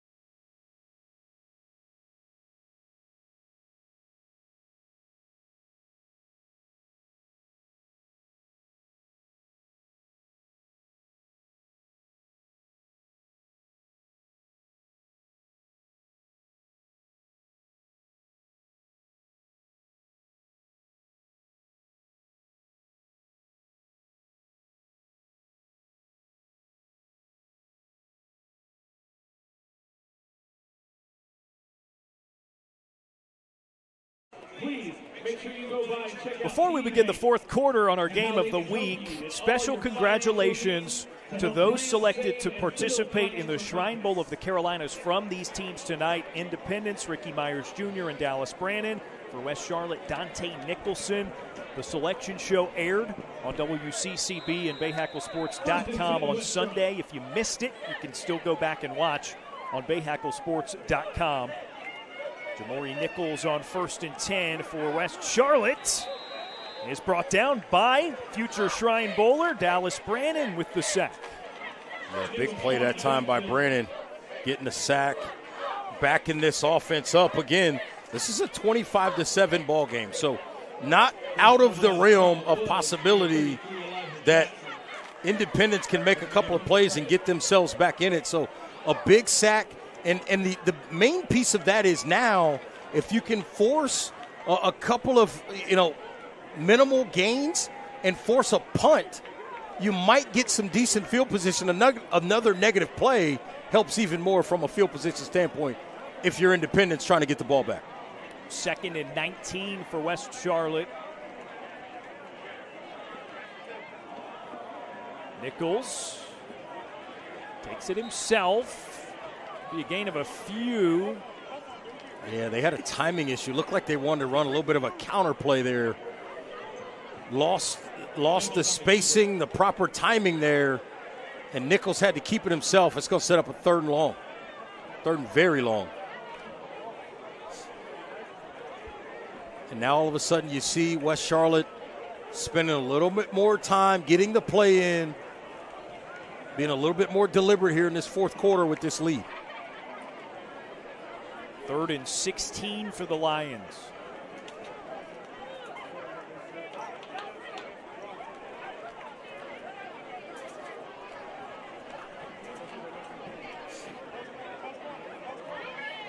Finch split out wide in motion. Nichols goes over the middle. It's caught by Landon Gilmore, and he's wrapped up at the 30 and brought down. Gilmore pointing forward. Sorry, man. Came up 3 or 4 yards short. Didn't get there. Nice effort, but I think he might have thought the line of scrimmage stick was the first down marker. Griner's leaving the offense out there, though. All right, 4th and 4 here for the Lions.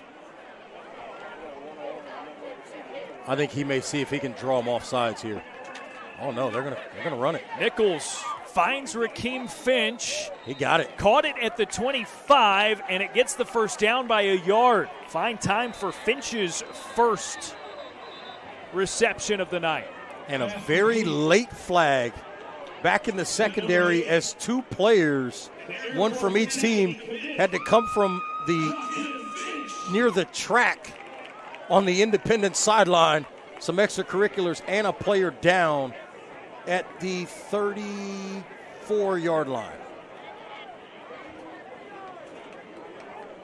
So a few things to sort through here.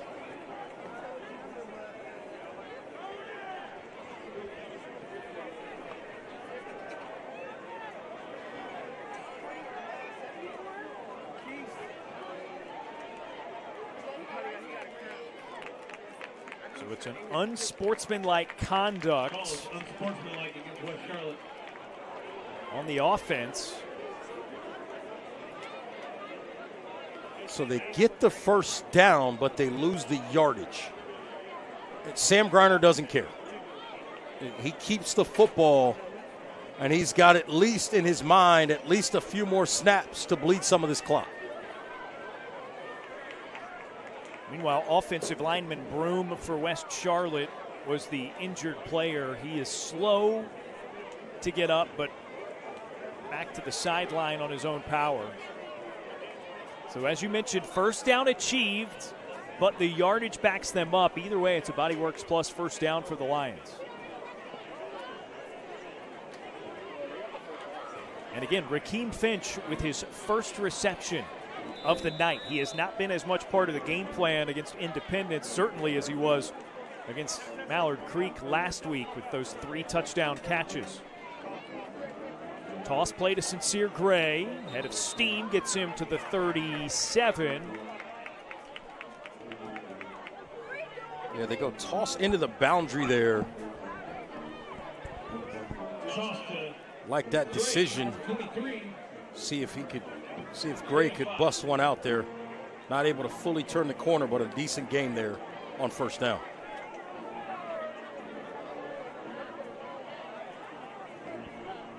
Second and 6. Gray again. Wrangled for a loss of a yard. Dallas Brannon on the back end of it.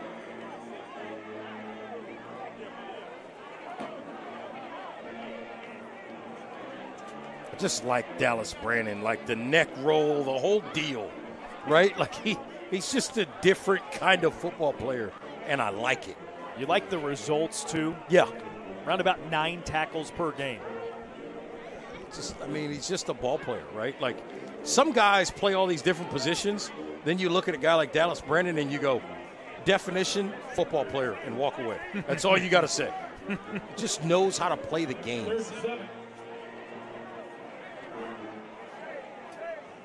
It's a 3rd and 7 for the Lions and a false start. It's going to be 3rd and 12. So just 1 third down conversion in the second half for West Charlotte.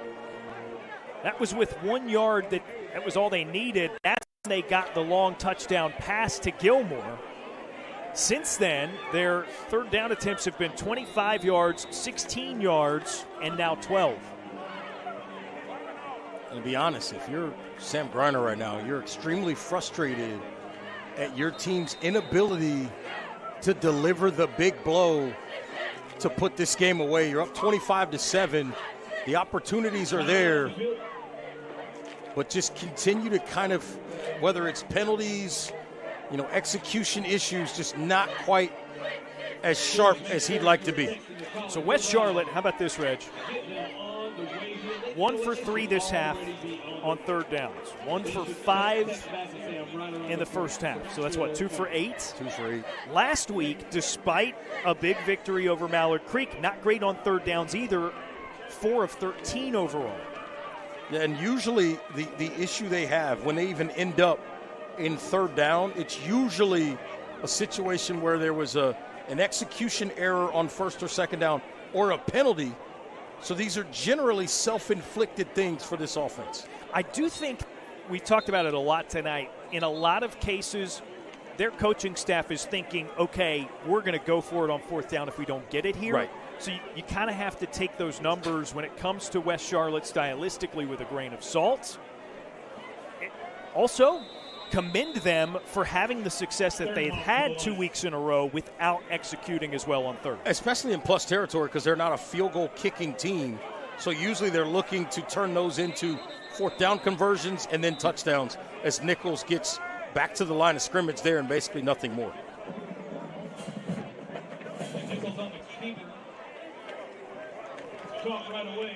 So he's brought down for no gain, and it's 4th and 12.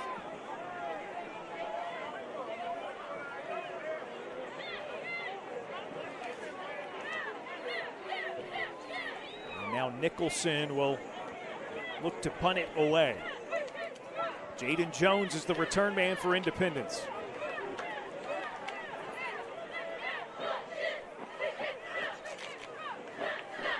Nicholson set the punt.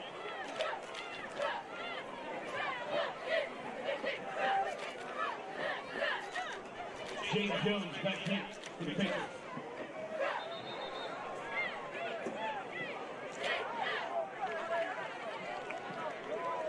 And a delay of game called against West Charlotte, so this will back them up. Yeah, personnel issues, missing a player. Had to run one on very late, and of course Griner not willing to give up timeouts.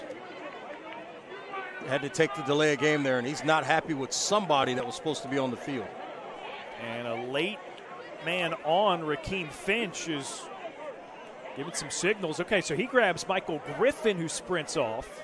Griffin was the guy who ran on late, and I think it was because Finch wasn't around, so he just went out there to help out. They get the punt off. Jaden Jones pulls it in stride and manages another handful of yards. Good punt by Nicholson. Short return. 25-7, our final timeout before we bring it to the house. 6:51 remaining in the fourth.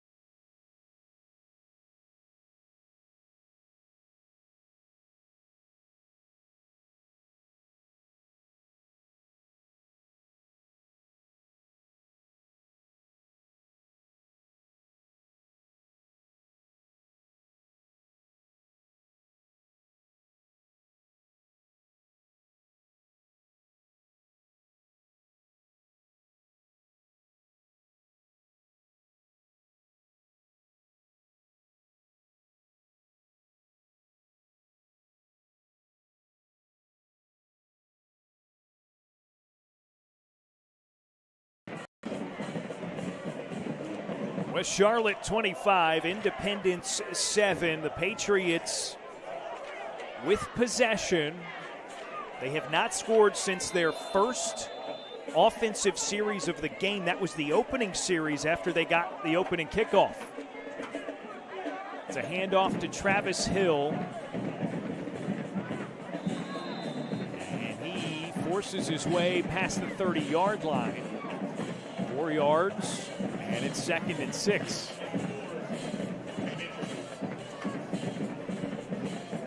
Reg, something about this West Charlotte team. They don't always play cleanly. A lot of penalties tonight as well. But they manage big leads and victories as Street, just a little bit too much pepper on that one to Zakai Milton. Yeah, it's good. It's a good read, and that's the right throw. Just got to bring it down in terms of the elevation of the throw just a little bit and give Milton a better chance to go get it. But getting back to your point about West Charlotte, that's a sentiment that Coach Griner has talked about all year. He said if we play clean and we execute, he doesn't think there's anybody that can beat him. He said the problem is they're still chasing that type of performance. 3rd and 6, Street quickly has to get rid of it, and it floats through and drops incomplete. He had the right idea, and it was, again, the right read. Just a little bit behind Prince Young, and he's unable to bring it in. Just like that, it's 4th and 6.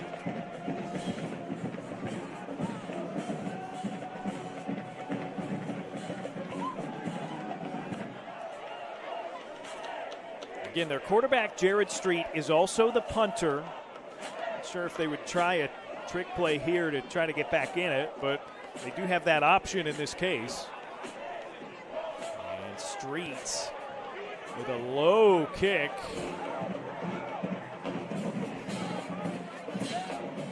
And it's eventually down at the 41-yard line.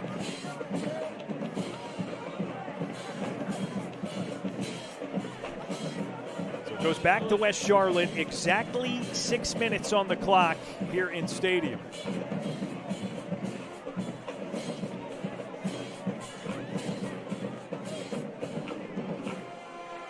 Get your line here. Get your line here. I think we're going to see a heavy dose of the running game, whether it's Emory McLean, Sincere Gray, maybe even Jameel Watson. I think we're going to see a heavy dose of those three here on this drive. And, of course, Nichols goes to the air and finds Rakeem Finch. Sam Griner says, hey, Reggie, we don't do that here. Gain of 7, 2nd and 3 coming up. You don't know my playbook. Coach, I know your playbook. I just don't know when you're going to call it. That's fair. Sam Griner likes it that way. Yes, he does. Now it's a handoff. Sincere Gray boulders to the 45-yard line, so it's a first down, and it puts the Lions in Patriots territory. And that's going to be enough for a West Charlotte first down.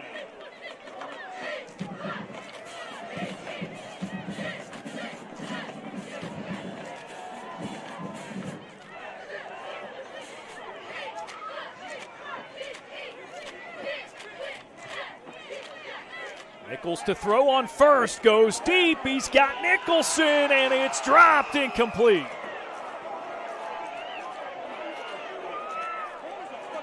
Wow. Well, that's maybe the equivalent of like we just saw a unicorn or a Bigfoot or something. Yes. This is, look at Watson stepping in there in the pass protection. Well executed, great throw, and Nicholson just can't make the grab. What I do love about that particular play that I saw right there was Nichols ran out there 30 yards down the field to tell his guy, hey, man, we're good. You didn't catch it, but I still got your back.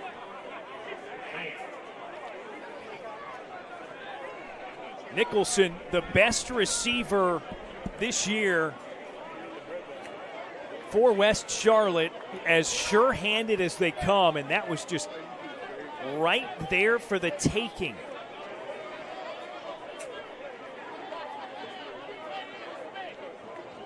Leads the team in receptions,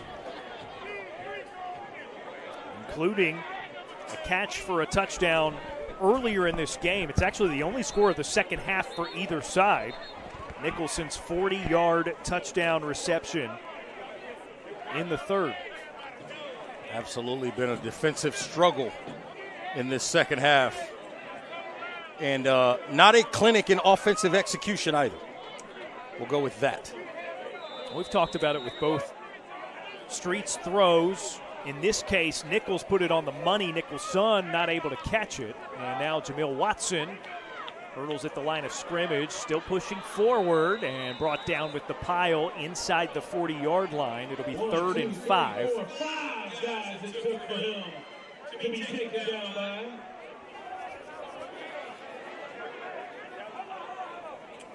Number 11, Jamil Watson. This is actually a fairly critical third down here. If you're West Charlotte, you pick it up. I mean, it's been close to academic for a while. You pick this up, it is academic as we head towards the 4-minute mark here in the fourth quarter. West Charlotte only 2 third-down conversions tonight, though. This has not really been a strength. It's a quick pass to Dante Nicholson. He's close. I don't think it's enough. Gain of 4 when he needed 5. So it's, to make up a word, to go for-itable. Yeah. And Griner's going to do it because that's just his aggressive nature. And he probably just told his guys, hey, go get this first down and win the game. It's that and even if they sometimes. don't, it's a 65-yard field in front of Independence, who hasn't scored since their first drive. Absolutely, and they're down 3 scores. Fake toss, Nichols shuffles forward, and that'll do it. That'll be enough for the first down, which virtually ices it for the Lions.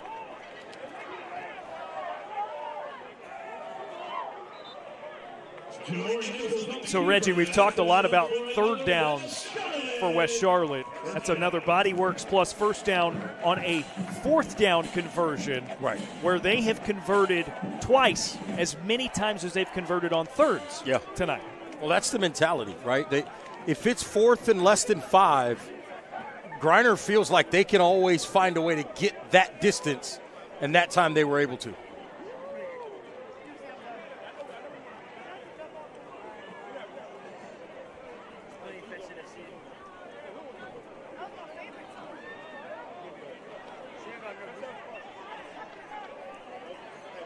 First and 10 as the clock ticks. It's a give in the backfield to Landon Gilmore. Got around the edge for just a couple of yards. But when he turned the corner, he went back to the inside to make sure he didn't go out of bounds and let the clock stop. And an injured player, so officials timeout.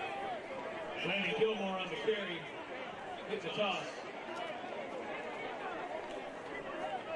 It's an Independence defender who went down on the tail end of that play. He's on his knees now. And quickly up to its feet.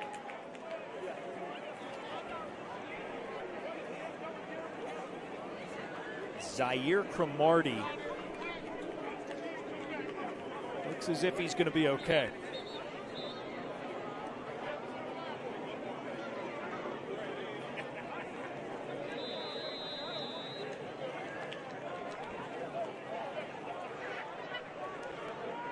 The offense back out for 2nd and 8 as the clock continues to run.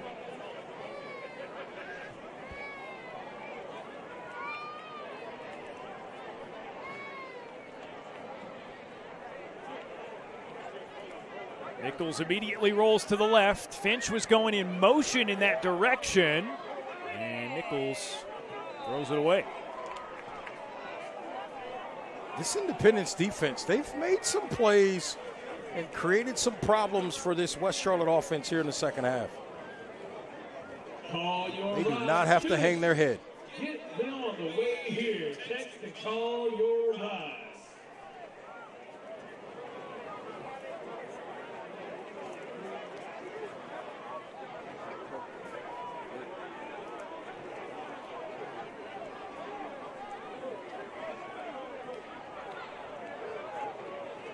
I think if Griner does not pick this one up, he'd likely punt it here.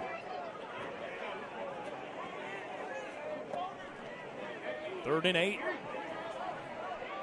Nichols gets it to Nicholson with some room to go, and he is dropped at the 20-yard line, or not quite to the 20, but it was enough for the first. Just the second 3rd down conversion of the second half for West Charlotte. This is a nice route by Nicholson. Just runs a little bit of a curl route, sits down in the middle of that zone, and Nichols throws that ball with anticipation, and as soon as Nicholson turns around, the ball is there. He makes the catch, picks up the first down.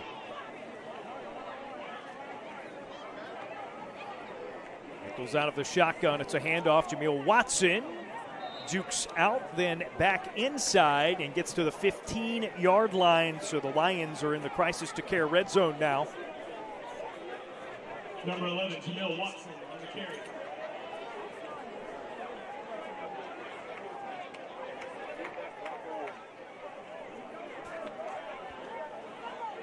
Nichols on a screen. Nicholson inside, outside, down the sideline, and he reaches for the pylon and the touchdown.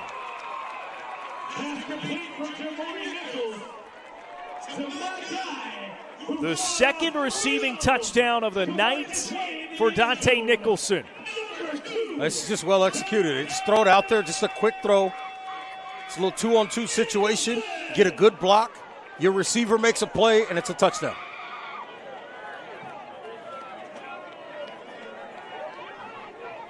They could have added 2 more and they wouldn't have stopped it. 11th man late to join the field goal unit for the extra point. Angel Ruiz chips it wide right. He's missed a couple of extra points as well as the 31 field goal attempt. Not his sharpest tonight. But it's no matter as West Charlotte now leads it by 24. With 1:30 to go, obviously academic right there. It's a great start for West Charlotte to get to 2-0 in conference play with the type of league that they're in. And then for Independence, they start the conference slate 0-1, but plenty of time to go. They just came off of their bye week. So this is what makes it more difficult for DJ McFadden Jr. and his team coming off the bye week to come in here and not be able to get a win. This kickoff is powered by Queen City Home Store, where you're always home. And yeah, in some ways, DJ McFadden told us he liked it that the week off was prior to the start of conference play for his guys. In a lot of other ways, maybe, it'd be nice to have it somewhere in the middle. Yeah, well, yeah, it's tough, right? But you know, it probably came at a good time for them with Jaden Jones being kind of banged up. No doubt. The beginning part of the season, get him back healthy for the stretch run of conference play. Independence on the return, up not quite to the 40-yard line. Jaden Dixon, another special teams tackle for the freshman.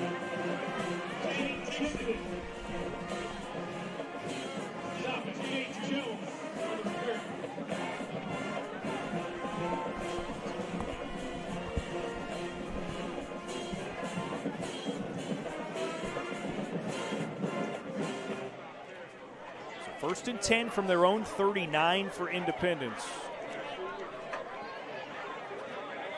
who follows this one up with Julius Chambers, then Mallard Creek, and then North Mac and Butler on the road on Halloween night, big-time rivalry game to wrap up the conference slate. Jaden Jones up the middle, and his ankles grabbed by Daquan Bowman for the tackle from behind.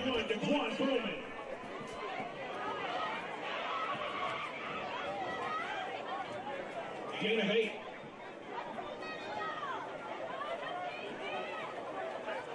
Second and 1. West Charlotte, they're offsides. They had a substitution situation they were trying to get worked out late. A lot going on defensively, and they're going to give up 5 yards here on a first down.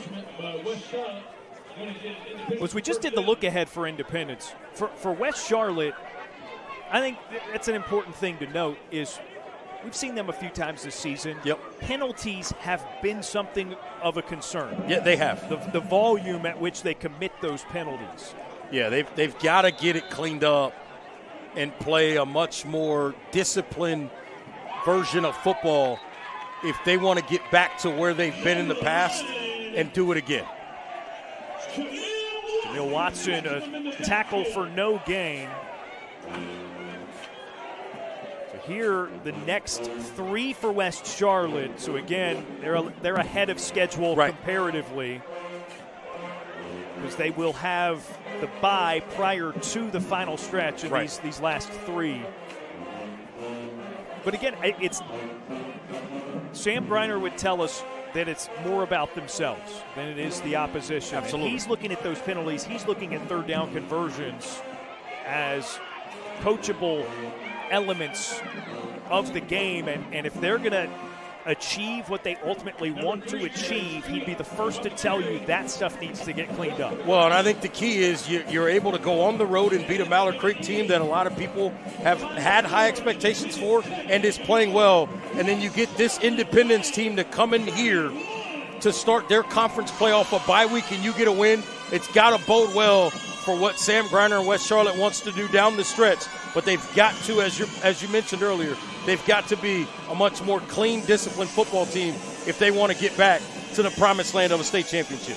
Well, at times it looks really clean. He's got loads of talent on this Lions roster that has now gone 5-2 in their first 7 games of the season. It is really tough to imagine what the ceiling for this West Charlotte team is, given that they have done that 5-2 record in spite of some of the things that we've discussed. If you're their fan base, you love what the ceiling can be. If you are anybody that's still on the schedule, you are scared out of your mind at what this team can be if they play clean, disciplined football down the stretch and keep improving as a group. They are absolutely talented, loaded with talent, and ridiculously scary in all 3 phases, offense, defense, and in special teams. Repeat performance for their quarterback, Jamori Nichols, 2 weeks in a row with 3 touchdown passes and a rushing score, all part of a 31-7 victory. West Charlotte beats Independence on our WCCB Charlotte Game of the Week, which has been presented by Queen City Home Store, your whole home destination. By North Carolina Department of Health and Human Services Crisis to Care campaign. When life feels overwhelming, go to ncdhhs.gov/crisis services. By Bodyworks Plus Collision Repair Center, keeping families safe since 1998. And by Fred Caldwell Chevrolet, home of the Silverado guys. Visit FredCaldwellChevy.com. For Reggie Walker, our producer and director Brady Pugh, the rest of our fantastic crew here at West Charlotte. Final score 31-7. The Lions get another big conference victory. I'm Darren Vaught. Thanks so much for joining us, and have a wonderful night. We'll see you next week on the WCCB Charlotte High School Football Game of the Week.